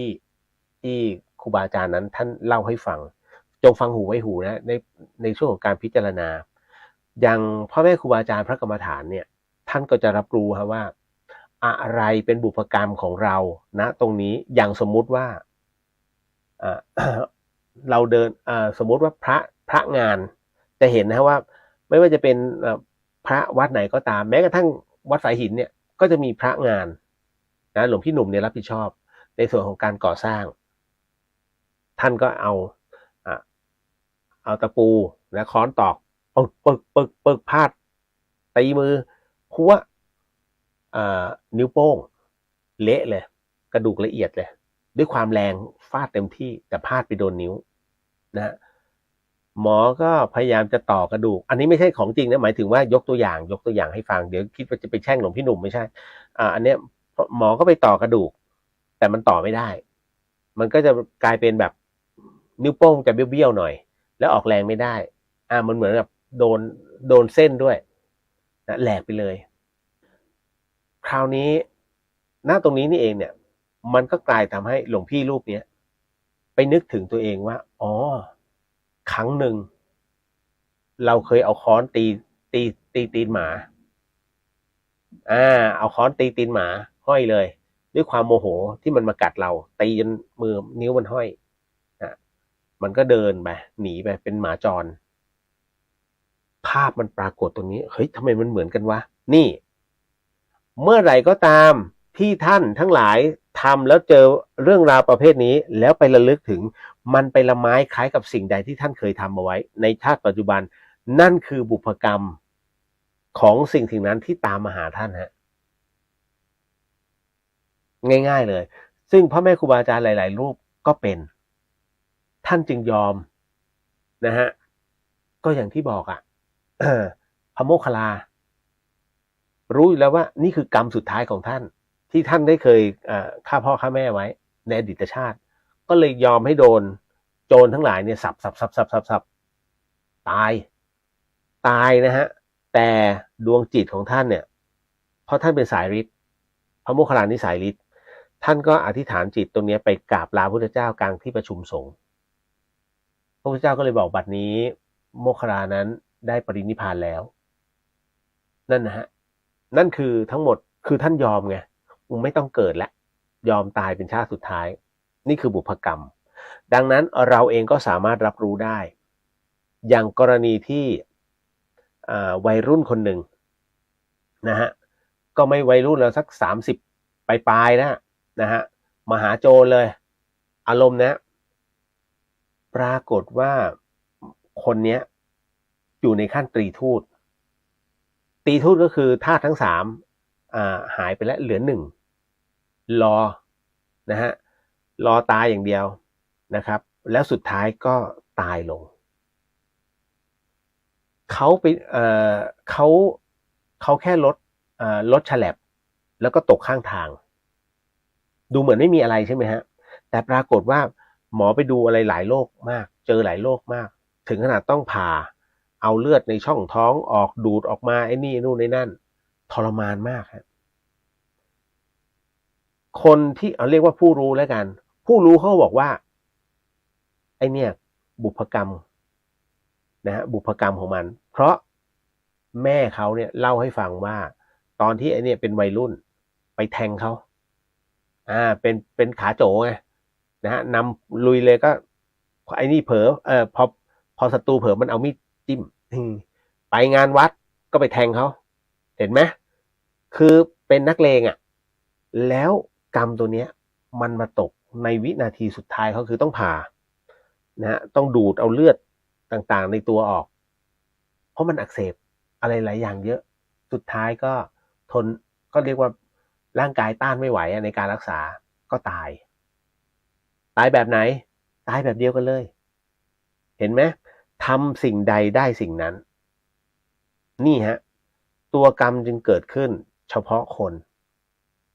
ก็เลยเล่าสู่กันฟังว่าไอ้เรื่องราวอย่างนี้อย่าไปทำเล่นนะฮะก็เป็นเหมือนกันเหรอโดนเหรอฮะโม มดกัดไม่เกี่ยว มดบ้าอะไรมากัดเป็นกรรม อันนี้ก็เรียกเผลอ นะฮะถวายแหวนให้พระได้ไหมคะถวายแหวนหนุมานถวายแหวนเดี๋ยวนะต้องต้องดูว่าวัตถุประสงค์ในการซื้อแหวนถวายท่านน่ะในโอกาสอะไรต้องถามอย่างนี้ก่อนถ้าท่านกำลังหล่อพระแล้วท่านเอาแหวนเนี่ยซึ่งเป็นแหวนทองนะฮะแหวนทองล้วนเลยนะแต่ถ้ามีอัญมณีต้องแคะอัญมณีออกก่อนอันนั้นหมายถึงว่ามอบให้เพื่อจะถวายหล่อทองเก็ตนะฮะแต่คราวนี้ฮะถ้าจะถวายนะประเคนท่านเนี่ยด้วยความเสน่หาหรือว่าอยากซื้อให้จำได้ไหมฮะศีลข้อ8มาลาคันทะวิเลปนะธารณะอันนี้นะฮะมันธนะวิภูสนัฏฐานาเวรมณีเครื่องประดับนะฮะอาภรณ์เครื่องประดับห้ามนะครับ เพราะฉะนั้นมันคือการแสดงถึงความโลภความตัดไม่ขาดในข้อศีลการถวายถึงได้บอกว่าดูตามเหตุปัจจัยถ้ารับมาอุ้ยสวยจังเลยเนี่ยมันลองใส่เรียบร้อยอาบัติทุกกฎทันทีมีนะฮะอย่าทำเป็นเล่นไปเรื่องอันนี้แต่ถ้าถวายเพราะว่าโยมขอฝากถวายไว้เพื่อเมื่อถ้าท่านไปงานหล่อพระเอาไปด้วยถ้าพระไม่ทำตามถ้าหากรับแล้วนะแล้วไม่ทำตามเก็บไว้โอ้โหโยมมาให้ทองกูต้องเก็บเป็นพระขี้โลภปาราชิกทันทีฮะอดินาไงท่านรู้ไหมว่าครั้งหนึ่งเนี่ยพี่เลียวบวชครั้งที่2เนี่ยมีผู้ทำเอางี้ตอนที่บวชอยู่แหวนทองจำได้ไหมที่บอกมีผู้ทำแหวนทองคำล่วงอยู่แล้วมันอยู่ในรอยต่อของอะไรล่ะของถนนจำได้ไหมที่เล่าให้ฟังถ้าเป็นคารวาสนะปุ๊บเอามาแล้วก็ไปให้ตำรวจเพื่อที่ให้เขาประกาศถ้าหาเจ้าของไม่เจออันนั้นจะเป็นของเราน่าจะเป็นระยะเดือนหนึ่งฮะเดือนหรือ3 เดือนเนี่ยอันนี้ พอเป็นพระปุ๊บเนี่ยไม่ได้นะต่อให้เป็นเป็นเลทเงินหรืออะไรก็ตามถ้าตกที่พื้นเนี่ยเสร็จปุ๊บไม่ได้ฮะกรณีของจำได้ไหมฮะว่ามีข่าวว่าพระเก็บทองคำได้ทองคำหรือเงินทองเอ๊ะทองหรือเงินวะจำไอ้ที่ท่านเดินบิณฑบาตอยู่แล้วมีถุงน่าจะเป็นถุงทองนะถุงทองหรือถุงเงินวะอะไรทุกอย่างนี่แหละนั่นแหละแล้วท่านเก็บขึ้นมาเอาไปให้ตำรวจนะฮะคำถามคือผิดไหมหนังสือพิมพ์ประโคมข่าวเลยว่าพระรูปนี้ท่านฮีโร่นะแล้วก็ตามหาเจ้าของทองน่าจะเป็นทองตามหาเจ้าของทองห่อนี้นะปรากฏว่าเป็นของผู้หญิงท่านหนึ่งมั้งรู้สึกเหมือนจะลืมไว้บนหลังคารถแล้วก็ขับมาเรื่อยๆจนมันนึกขึ้นได้เฮ้ยฉันลืมเอาไว้บนหลังคาเปิดประตูมาหายไปแล้วนั่นแหละทุกท่านแบบร่วมกันสรรเสริญชื่นชมแต่พระไม่พระด้วยกันไม่นะฮะเพราะทุกคนรู้ทันทีว่าดีนะที่เจอเจ้าของถ้าไม่เจอเจ้าของนี่ปาราชิกเลยนะฮะ ถือว่าเป็นสังฆาทิเศษนะครับคือไปเคลื่อนทรัพย์เขานะโดยที่เจ้าของไม่รู้ทุกคนก็จะบอกว่าเอ้าก็มันตกไม่ใช่เหรอห้ามพระนี่ห้ามเลยฮะตกก็คือตกนั่นหมายถึงว่าแต่ยืนเฝ้าได้โยมช่วยโทรหาตำรวจหน่อยพอดีมีคนเนี่ยเขาทำทองตกเอาไว้ยืนเฝ้าอย่างนี้ไม่มีปัญหาแต่นี้เล่นเก็บเลยและส่งให้ตำรวจอันเนี้ยถึงได้บอกว่าหนักนะฮะแต่คราวนี้พอเจอเจ้าของไงนะฮะแล้วเจ้าของขอบคุณถือว่าไม่มีเจตนาก็ปรับเป็นแค่สังฆาทิเศษไปเห็นไหมมันยุ่มยิ่มมากพระวินัย นะฮะต้องดูก่อนนะในเรื่องของการถวายนะฮะพอเป็นภูมิรู้เนาะที่พี่เลียวบอกมานะครับอันนี้ตอบไปแล้วนะไอ้เรื่องศีล8เนี่ยเราทำเมื่อไหร่นะฮะต่อมาคนมีศีลกับคนไม่มีศีลดูกันดูดูว่าดูกันและต่างกันอย่างไรเอ้าคนมีศีลกับคนไม่มีศีลดูดูกันและต่างกันอย่างไรเอาง่ายๆว่าต่างกันยังไงแล้วกันโอ้ยปวดหัวไอ้ดูกันไม่ควรจะมีคนมีศีลกับคนไม่มีศีลมันต่างกันยังไงคะจะดูกันยังไงใช่ไหมจะถามงี้ใช่ไหมพี่เลียวถามกลับนะวันเนี้ยน้องนั่งกินข้าวอยู่ตรงไหนสักแห่งหนึ่งในโรงอาหารของมชแล้วปรากฏว่ามีคนเขาเดินไปเขาเดินมานักศึกษาเหมือนกันน้องชี้ถูกไหมว่าไอเนี่ยนิสัยเลวไอเนี่ยนิสัยดีบอกได้ไหมคนหนึ่งแบบสักลายพ้อยเลยนะฮะอีกคนหนึ่งโอ้โหดูแบบดูเรียบร้อยเลยแต่เดินมาด้วยกันน้องบอกทันทีว่าอ๋อไอคนสักเนี่ยเป็นคนเลวน้องตัดสินด้วยสายตาน้องยังไม่ได้พูดคุยฮะเพราะฉะนั้นต่างกันไม่ต่างกันอย่างไรมันจะดูตรงที่เมื่อเราได้สนทนานะฮะแล้วก็ได้ยิงคำถามบางคำถามซึ่งเราจงใจอยากจะรู้ว่าเฮ้ยเขาเป็นคนแบบไหนถูกไหมดังนั้นในส่วนของตรงนี้นี่เองเนี่ยเราจะรู้ตรงนี้แต่มันบางทีมันก็พูดยากดูอย่างทนายนะทนายคนดังพิธีกรอะไรอย่างคนดังนะไปอยู่ในคุกแล้วคนดีไหมคนดีต่อหน้าไงตอนที่อยู่ในจอก็คนดีนะฮะแต่พอได้รับรู้เล่ห์เหลี่ยมสิโอ้โหตายแล้วทำเป็นนี้เห็นไหมโกง1,000 บาทโกงคนเขา1,000 บาทกับโกงเป็น100 ล้านขึ้นชื่อว่าโกงแต่กลายเป็นว่าอีกโกง100 ล้านเนี่ยโอ้ดูมีศักดิ์ศรีมากกูโกงได้เยอะหือสังคมไทยมันเป็นอย่างนี้ไปได้อย่างไรว่ามึงโกง1,000 บาทไม่มีระดับเลยนี่กูโกง100 ล้านมันกลายเป็นอย่างนี้เป็นคุยกันอย่างนี้แล้วผมงงมากนะฮะก็มันดูยากมากน้องมันไปชี้ไม่ได้หรอกไม่คนทุกคนย่อมรู้อยู่แก่ใจว่าเรานั้นเป็นอย่างไรไม่มีใครไปตัดสินใครฮะอย่าไปตัดสินใครถ้าคุณไปตัดสินแล้วตัดสินผิดก็ซวยนะเขาเรียกไปปรามาสเขานะไปคือไปด้อยค่าเขาเลยว่าคนไม่ดีบางคนเขาชอบการสักเป็นศิลปะ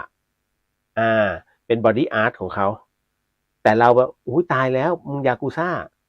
เดี๋ยวใจเย็นๆใจเย็นๆนะฮะเพราะบางคนเนี่ยเขาอย่างนี้โดยเฉพาะนะฮะเอาละเห็นไหมดูอย่างแจ๊สชวนชื่นเนี่ยแจ๊สเป็นคนที่รักในการสักคือเขาชอบในงานศิลปะไงบนตรงนั้นมันเป็นความชอบส่วนบุคคลเนาะอันนี้ขอชื่อนิดนึงเนาะแจ๊สเนาะต่อมาหากมีคนมาขอข้าววัดแต่มารู้ภายหลังว่าเป็นคนร้ายแบบนี้พระจะมีความผิดทางสงฆ์ไหมครับอันนี้ป่ะล่าสุดป่ะคนร้ายอะไรเนี่ยที่ฆ่าคนตาย3 ศพแล้วไปขอข้าววัดกินหรือเปล่า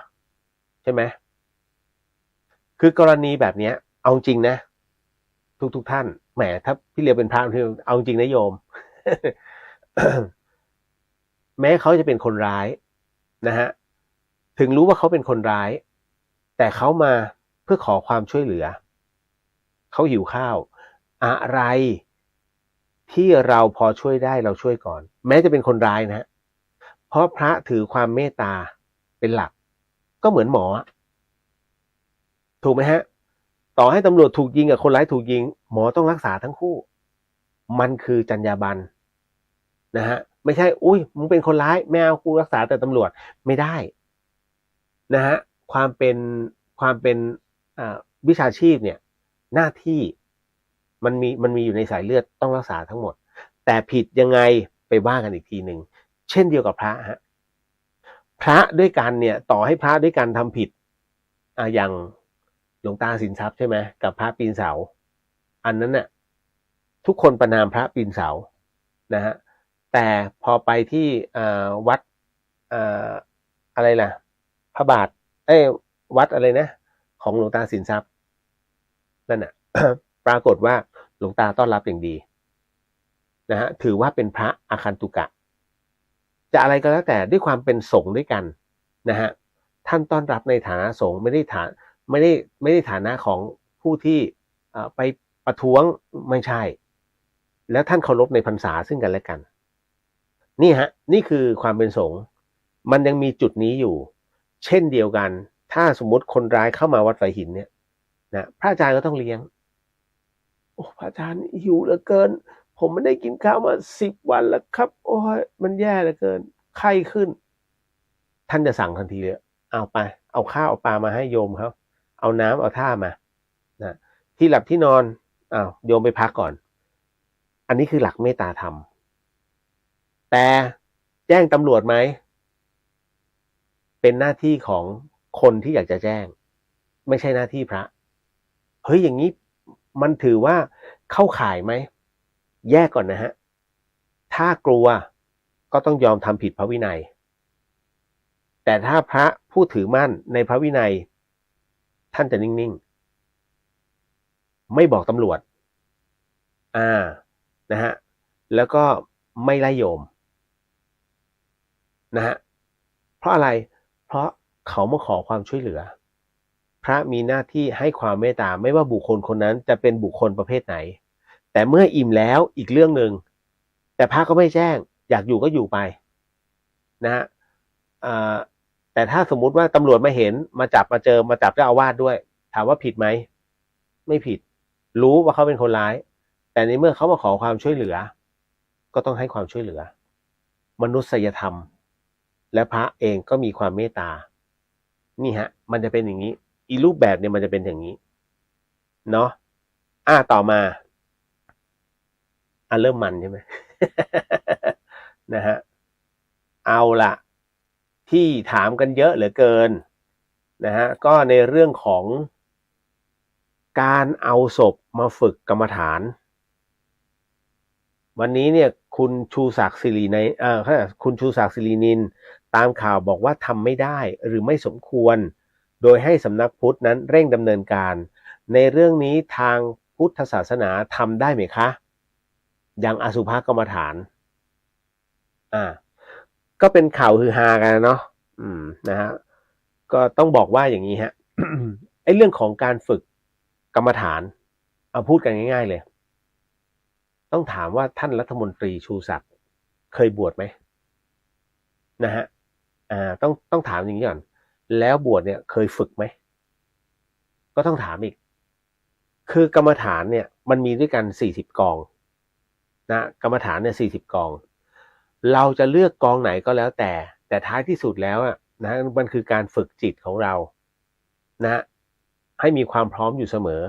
แล้วก็ท้ายที่สุดแล้วก็คือขจัดทั้งหมดออกไปการทำอสุภกรรมฐานก็เช่นกันนะฮะมันมีมาแต่ไหนแต่ไรแล้วไอการพิจารณาศพเพราะอะไรรู้ไหมก็เพราะว่าในอินเดียเวลามีศพเนี่ยตายปุ๊บเนี่ยเขาจะเอาลอยน้ำท่านไปดูได้ปัจจุบันก็ยังมีลอยแม่น้ำคงคาตรงนั้นนั่นเองเนี่ยก็อาศัยว่ามีร่างแล้วก็พิจารณากายสังขารทุกอย่างมันไม่เที่ยงนะก็ถามว่าก็เลยต้องกลับมามองย้อนก่อนลืมทั้งหมดทั้งมวลนะฮะลืมในเรื่องของการเอาศพมาฝึกแต่ให้ย้อนกลับไปก่อนว่าศพคืออะไรในช่วงที่เรายังมีชีวิตอยู่เนี่ยอย่างพี่เรียวมีชีวิตอยู่อย่างเงี้ยผมอยู่ที่วัดฝายหิน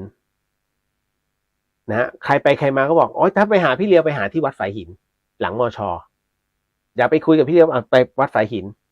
หลังมช.รู้แต่พอผมตายปุ๊บเนี่ยถ้าพี่เรียวตายปุ๊บถ้าไปหาพี่เรียวจะต้องไปหาที่ไหนวะที่ไหนวะอีกคนก็ที่ไหนวะมันไม่ได้วัดฝายหินแล้วเพราะตายเสร็จปุ๊บร่างที่เคยเป็นตัวของตัวเรามันจะกลายเป็นทรัพย์สินทันทีและเป็นทรัพย์สินของใครเป็นทรัพย์สินของครอบครัวฮะเพราะฉะนั้นพี่สาวของพี่เลียวจะเอาศพพี่เลียวไปไว้ตรงไหนแล้วแต่เขาเพราะมันกลายเป็นทรัพย์สิน ทรัพย์สินของคนในตระกูลเดียวกันทันทีนะฮะจะเอาไปเผากรุงเทพโอ้ต้องไปหาพี่เลี้ยวที่กรุงเทพว่ะเห็นไหมเนี่ยฮะเพราะฉะนั้นตรงนี้ก่อนคำว่าศพคืออะไรนะเมื่อศพเนี่ยมันหมายถึงทรัพย์สินของใครทรัพย์สินของครอบครัวถ้าครอบครัวนั้นทำพินัยกรรมหรือว่าทำหนังสือยกให้ร่างเนี้ยนะฮะไปเป็นอาจารย์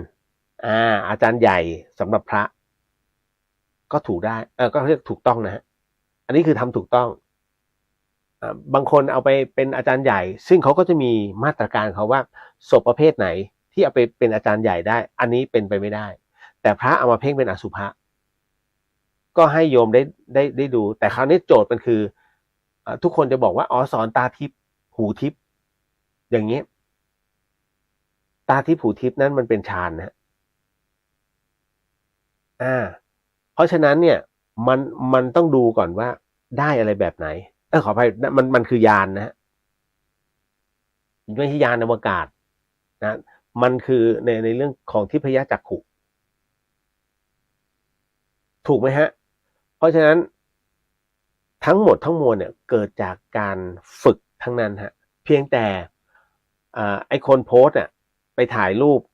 อะไรนะศาลาตาทิพย์แหมมันชื่อก็มันเป็นฐานเหมือนฐานลูกเสือ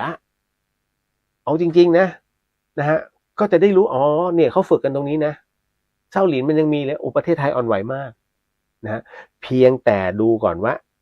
ศพที่เขาเอามามันถูกต้องไหมถ้าไม่ถูกอันนั้นแหละว่ากันนะถ้าเอามาแบบผิดกฎหมายนี่ถือว่าลักทรัพย์ปาราชิกหมดนะเพราะฉะนั้นพระท่านถ้าอยู่ในวินัยจริงๆเนี่ยมันก็จะมีจุดนี้ฮะหมายถึงว่าต้องอนุญาตก่อนนะฮะเพราะร่างกายคือทรัพย์ไม่ใช่ไปขโมยมาทำอสุภะไม่ได้นะฮะเพ่งให้ตายก็ไม่บรรลุเพราะรู้อยู่แล้วจิตมันสกปรกไงจิตมันรับรู้แล้วว่าพอมันมีความด่างพร้อยปุ๊บเขาเรียกตาลยอดด้วนฝึกไปก็ไม่ก้าวหน้า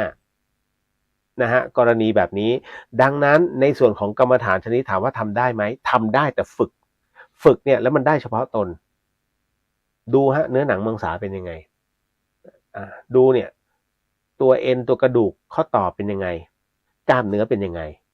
ทรงผมเนี่ยดูซิที่เคยสะสวยนะฮะเนี่ยหุ่นที่บอกว่าเพิดพิงนักหนาเนี่ยเป็นไงตอนนี้เหี่ยวย่นนะฮะหน้าอกที่เคยเต่งตึงที่บอกเนี่ยตอนนี้เป็นไงเป็นเส้นๆเลยเนี่ยเห็นไหมด้วยมันแห้งของมันชอบไหมชอบเหรอหอมเหรอเห็นไหมเนี่ยหนอนมันขึ้นตรงนี้ทั้งหมดทั้งมวลฮะเนี่ย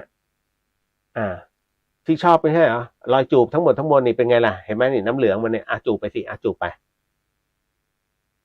มันปรงทันที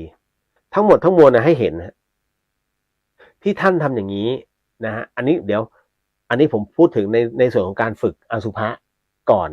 ไม่ได้บอกไปสำนักนั้นเขาทำถูกนะไม่เกี่ยวนะฮะด้วยความเคารพอันนี้ต้องบอกก่อนนะว่าเวลาเขาฝึกกันแบบนี้ให้รับรู้ให้เห็นไม่ใช่เอามีดไปผ่าเหมือนหมอไม่ใช่นะครับไม่ใช่แค่ให้พิจารณากายสังขารแค่นั้นแล้วจิตมันก็จะรับรู้แล้วมันจะไม่ปรุงแต่งความสวยงามที่เกิดขึ้นนะฮะกลิ่นที่เคยหอมน้ำหอมที่เคยได้กลิ่นนะฮะมันหายหมดมันจะมีภาพนี้เข้ามาแทรกแทนแล้วมันโอ้โหตายกายหนอเป็นอย่างนี้แล้วมันก็นี่แหละฮะมันก็จะค่อยๆทำให้ตัวเรานิ่งขึ้นเก็ตนะครับอันนี้ผมว่าผมอธิบายชัดเจนมาก นะฮะเพราะฉะนั้นถามว่าทำได้ไหมถ้าศพนั้นมาด้วยความถูกต้องนะครับ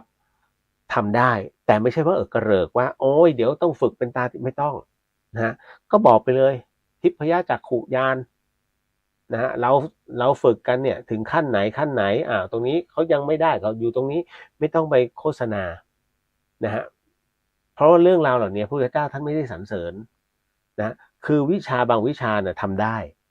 นะแต่วิชาบางวิชาฝึกไปก็ไร้ประโยชน์ท่านไม่ให้ฝึกไม่อนุญาตนะพวกอวิชชาทั้งหลายเนาะเก็ตเนาะต่อมานะฮะเทคโนโลยีมีส่วนไหมที่ทำให้พุทธศาสนาเสื่อมลงโอ้โห อย่าว่าแต่พระพุทธศาสนาฮะศาสนาทั่วโลกตอนนี้ศาสนาทั่วโลกนะครับกำลังแพ้โลกโซเชียลทั้งหมดแม้กระทั่งศาสนาพุทธนะฮะ ศาสนาพุทธนั้นนะครับถ้าเราลองได้ปฏิบัติจริงๆต้องบอกว่าต้องลองปฏิบัติดูก่อนแล้วคิดว่าศาสนาพุทธมีช่องว่างตรงไหนบกพร่องตรงไหนก็บอกกันมาเราก็จะได้รับรู้แล้วก็อธิบายให้ฟังอย่าได้ไม่ได้ปฏิบัติแล้วก็เป็นพุทธเบียนบ้านแล้วก็โจมตีกันอย่างเดียวตอนนี้กลายเป็นว่าคนสรรเสริญคฤหัสถ์แต่ด่าพระมันกลายเป็นอย่างนี้ไปแล้วฮะซึ่งพระท่านรู้ชะตากรรมเพราะมันกึ่งพุทธกาลแล้วฮะเพราะด้วยคำทำนายขององค์พระสัมมาสัมพุทธเจ้าก็คือศาสนาพุทธจะอยู่ได้แค่ 5,000 ปีนะฮะแต่เมื่อแล้วก็จะสลายไปเลยคราวนี้ก็คือมันเหมือนกับแค่ใครเด่นก็เป็นศาสดาแต่ไม่ใช่ศาสนาพุทธก็จะมีการสอนผิดเพี้ยนกันมาแบบนี้ตลอดนะฮะดังนั้นเนี่ยมันก็จะเริ่มเข้าสู่ตรงนี้มันจะมีเรื่องราวเขาเรียกว่าเป็นช่วงต้นของการเสื่อมถอยนะฮะก็ต้องอาศัยเราท่านน่ะช่วยกันจันโลงนะครับแต่ว่าท่านต้านกระแสของความเป็นเทคโนโลยีไม่ได้หรอกนะฮะดังนั้นศาสนาพุทธนั้นที่เสื่อมเนี่ยนอกจากเทคโนโลยียังทำตัวเองยิ่งเถรวาทในไทยอย่างที่บอกกับบวชง่ายมากนะฮะแป๊บไปแล้วกูบวชแล้วจบนะฮะพอดีถูกจับศึกนะฮะจับศึกนี้กูไปบวชอีกอำเภอหนึ่งบวชได้เลยนี่มันหละหลวมตรงนี้ฮะคือผมถึงจริงๆก็อยากจะบอกสำนักพุทธนะฮะว่าถ้าแก้กฎหมายได้ใครที่ปราชิกไปแล้วให้ขึ้นทะเบียนอยู่ในทะเบียนอาชญากรรมเพราะเวลาเราบวชต้องไปขอทะเบียนประวัตินะฮะแล้วมันจะขึ้นของทะเบียนประวัติที่กองทะเบียนของที่พิสูจน์หลักฐานทั่วประเทศเลยบวชจังหวัดไหนต้องไปเอาใบรับรองของพิสูจน์หลักฐานฮะดังนั้นที่ไหนใครก็ตามที่ถูกปราชิกให้ขึ้นทะเบียนเป็นขึ้นทะเบียนของตำรวจไว้ใครก็ตามที่เมาหรือว่าเสพยาแล้วถูกจับศึกไปอันนี้ก็ต้องขึ้นทะเบียนเพราะเวลาเสร็จปุ๊บเนี่ยไปขอทะเบียนตรงนั้นนะมันขึ้นฮะบวชไม่ได้นี่เคยต้องนี้จบไม่งั้นมันโดนซ้ำซากฮะมันมีช่องว่างเยอะมากแล้วก็กลายเป็นเรื่องซ้ำๆที่เราก็เจอแล้วหน้าเดิมทั้งนั้นเลยนะฮะล่าสุดที่โดนจับอะไรล่ะเรื่องของอะไรนะไปนั่งอะไรบนรถเมล์อะไรกับผู้หญิงอันนั้นก็นะหน้าเดิมทั้งนั้นเลยผมถึงบอกทำไมไม่อยู่ในทะเบียนตรงนั้นนี่แหละก็เนี่ยเทคโนโลยีเนาะเนี่ยเท่าที่ที่ควรจะเป็นคิดถึงแล้วรันทดใจมันช้ำจริงๆนั่นน่ะมันต้องกลายเป็นคือผมหลายท่านก็รู้อยู่แล้วว่าเราบวชนะมันก็ยังอยู่ในกรอบของงานพระศาสนาเวลาผมก็จะพูดเนี่ยผมก็จะเอาในส่วนของงานพระไตรปิฎกนะครับก็ในส่วนของสยามรัฐนะครับก็จะเอามาแล้วก็มานั่งดูแล้วก็มาเปิดมาคุยนะฮะในส่วนตรงเนี้ยอันไหนที่คือเรารวบได้มาเป็นเรื่องเล่าเราก็จะรวบก็แค่นั้นเองไม่ได้มีอะไรมาก นะฮะแต่ถ้าอันไหนที่เป็นเรื่องประสบการณ์ของพ่อแม่ครูบาอาจารย์ก็จะเอามาเล่าก็แค่นั้นนะก็ตอบข้อถามบ้างถามว่าเก่งไหมไม่เก่งผมไม่ได้เรียนบาลีนะผมไม่ได้มาเรียนบาลียกเว้นว่าบาลีบางคำมันแปลได้เพราะผมเรียนอักขระ เอาไว้ทำยันนะแล้วก็เอาไว้ท่องไงเพราะฉะนั้นเนี่ยบาลีบางตัวมันเป็นอักขระมันก็ได้เนี่ยไอ้คำนี้แปลนี้นี่หว่าเล่นเลย เพราะฉะนั้นก็อาจจะได้เปรียบนิดนึงก็แค่นั้นเองนะฮะต่อมาสุดท้ายแล้วการที่ขอทำการุญยฆาตนี้หมอที่อนุญาตต้องรับกรรมไหมคะคุณผู้ฟังรู้จักการุญยฆาตไหมฮะการุญยฆาตนั้นหมายถึงว่าบุคคลใดก็ตามที่เรียกว่าหมดทางรักษา นะหรือว่าจำเป็นจะต้องรักษาแต่เขาไม่ต้องการรักษานะฮะต้องการจะใช้ชีวิตช่วงชีวิตสุดท้ายอย่างมีความสุขและไปอย่างมีความสุขโดยฝีมือหมอการุญยฆาตอย่างกรณีของที่ต่างประเทศเขารู้ว่าเขาเป็นมะเร็งแล้วเขาต้องรักษาอีกเนิ่นนานซึ่งการหายของเขาเป็นศูนย์พอเป็นศูนย์เสร็จปุ๊บเขารับรู้อยู่แล้วว่ากูตายแน่ๆก็เลยบอกหมอว่างั้นฉันขอตายเร็วหน่อยแต่ขอออกจากโรงพยาบาลดีกว่าฉันอยากเจอพวกเพื่อนฝูงจึงมีการจัดปาร์ตี้เป็นครั้งสุดท้ายให้กับผู้หญิงคนนี้ทุกคนก็มาปาร์ตี้กันสนุกสนานว่ายังไงฉันมีความสุขมากที่เคยเจอเธอทุกคนก็นะฮะเป็นการให้ความสุขกับเพื่อนคนนี้เป็นครั้งสุดท้ายหลังจากนั้นเสร็จปุ๊บเนี่ยได้เวลาทำการุญยฆาตทุกคนที่เขาอยากอยู่เป็นเพื่อนก็จะอยู่คนไหนที่ไม่อยากเห็นการจากลาเขาก็ขอกลับก่อนท้ายที่สุดคุณหมอก็ทำการฉีดยาให้ก็เป็นการคล้ายๆกับประหารชีวิตก็คือฉีดให้หลับนะแล้วอีกอันนึงก็เป็นการผสมแล้วก็ฉีดลงไปทำให้หัวใจค่อยๆหยุดทำงานทุกอย่างในร่างกายหยุดทำงานแต่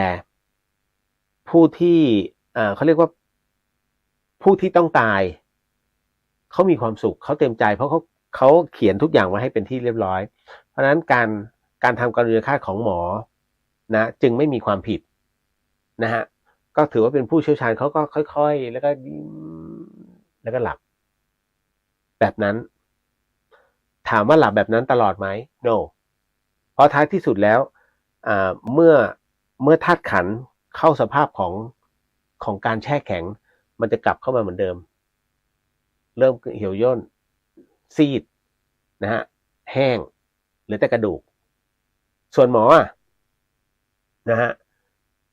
หมอเป็นผู้ตัดรอนถ้าศาสนาพุทธถือว่าหมอเป็นผู้ตัดรอนบ่วงกรรมนะฮะณตรงนั้นโดนด้วยรู้ว่านี่คือการประหารชีวิตแต่เป็นการประหารชีวิตอย่างมีความสุขและเป็นการเต็มใจให้ประหารของผู้ป่วยส่วนผู้ป่วยล่ะดูวินาทีของบุพกรรมทั้งหมดทั้งมวลก่อนว่าแม้จิตสุดท้ายจะเป็นสุขแล้วแต่ท้ายที่สุดแล้วเขาก็คือการตัดรอนคือการฆ่าตัวตายนั่นแหละแห่งเหตุที่อันจะเป็นก็คือในส่วนของโรคนั่นคือกรรมนั่นแหละฮะที่อาจจะต้องมีการชดใช้เกิดขึ้นแต่เมื่อตัดรอนตรงนั้นก็ถือว่าเขาสมัครใจแต่ท้ายที่สุดแล้วต้องดูว่าเขาไปเสวยอะไรแบบไหนก่อนแต่ท้ายที่สุดแล้วน่าจะไม่ถึงกับวิมุตติแต่เหมือนกับว่ามันอยู่ห่วงของการตัดสินด้วยสภาวะอารมณ์อย่าลืมนะครับว่าจิตสุดท้ายถ้าเป็นกุศลปุ๊บเนี่ยมันขึ้นแต่การทำการุญยฆาตจิตสุดท้ายต้องดูเหตุก่อนแม้จะสนุกสนานแต่ท้ายที่สุดถามว่าเขาอยากจากโลกนี้ไปไหมล่ะไม่อยากถ้าอยากไม่จัดปาร์ตี้หรอกนั่นแหละตัวนี้เป็นเครื่องบอกว่าจริงๆแล้วลึกๆแล้วตัวจิตเขาเศร้ามากเขาไม่อยากไปแต่ไหนๆก็ไหนๆแล้วด้วยสัจจะวาจามั้งก็ต้องทำพอทำเสร็จปุ๊บก็ลีต้องรับกรรมเหมือนเดิมเห็นไหมกลายเป็นรับกรรมทั้งคู่เพราะฉะนั้นการุญยฆาตนั้นรับไหมรับฮะนะครับหมอ ผู้เชี่ยวชาญเนี่ยทั้งหมดทั้งมวลเนี่ยที่ลงขันให้เขาตายก่อนเวลารับหมดนะฮะตัวกรรมตัวนี้ ก็เป็นอันว่านะหมดไหมหมดเนาะเดี๋ยวนะโหอันนี้หนักทันไหมเนี่ยไม่เป็นไรเดี๋ยวไว้ตอบในเรื่องของทำบุญแค่ไหนชีวิตเราจะได้ดีขึ้นเดี๋ยวให้ว่ากันถ้ามีเวลานะฮะรับพรก็ต้องบอกว่าสิ่งหนึ่งสิ่งใดที่ผมผิดพลาดพลั้งไปก็ต้องขออโหสิกรรมไม่ได้ตั้งใจหรือมีเจตนาถ้าพวกนี้มีกำลังในเรื่องของการนำสมาธิก็จะนำแต่ถ้าไม่มีก็เดี๋ยวเอาไว้โอกาสหน้าสัปดาห์หน้าแล้วก็วันเสาร์เดี๋ยวผมจะโพสต์บอกคุณในส่วนของ หน้าต่างอีกสักรอบหนึ่งแล้วสัปดาห์หน้าเนี่ยช่วงกลางสัปดาห์ขออนุญาตนะฮะมีพระป่าของพ่อแม่ครูบาอาจารย์สายหลวงพ่อชาเดี๋ยวจะโพสต์บอกอีกทีหนึ่งแล้วท่านใดที่อยากจะร่วมบุญกับท่านก็ขอเชิญในบัญชีของท่านเลยอ่ะรับพรเด้อ นะฮะฮึบ นะโมตัสสะภะคะวะโตอะระหะโตสัมมาสัมพุทธัสสะนะโมตัสสะภะคะวะโตอะระหะโตสัมมาสัมพุทธัสสะนะโมตัสสะภะคะวะโตอะระหะโตสัมมาสัมพุทธัสสะสิทธิกิจจังสิทธิกรรมสิทธิเตโชชโยนิจจังสิทธิลาโภนิรันตนาสัพพะสิทธิพระวันตุเตขอให้กิจการการงานการกระทำทุกอย่างจงสำเร็จจงสำเร็จจงสำเร็จมีลาภมีเดชมีอำนาจที่ยั่งยืนก็ขอความสำเร็จทั้งปวงนั้นจงบังเกิดแก่ท่านให้ถึงพระนิพพานในชาติปัจจุบันโดยเร็วพลันเทินสาธุสาธุสาธุสาธุแล้วเจอกันเนาะบ๊ายบายเนาะเอาล่ะ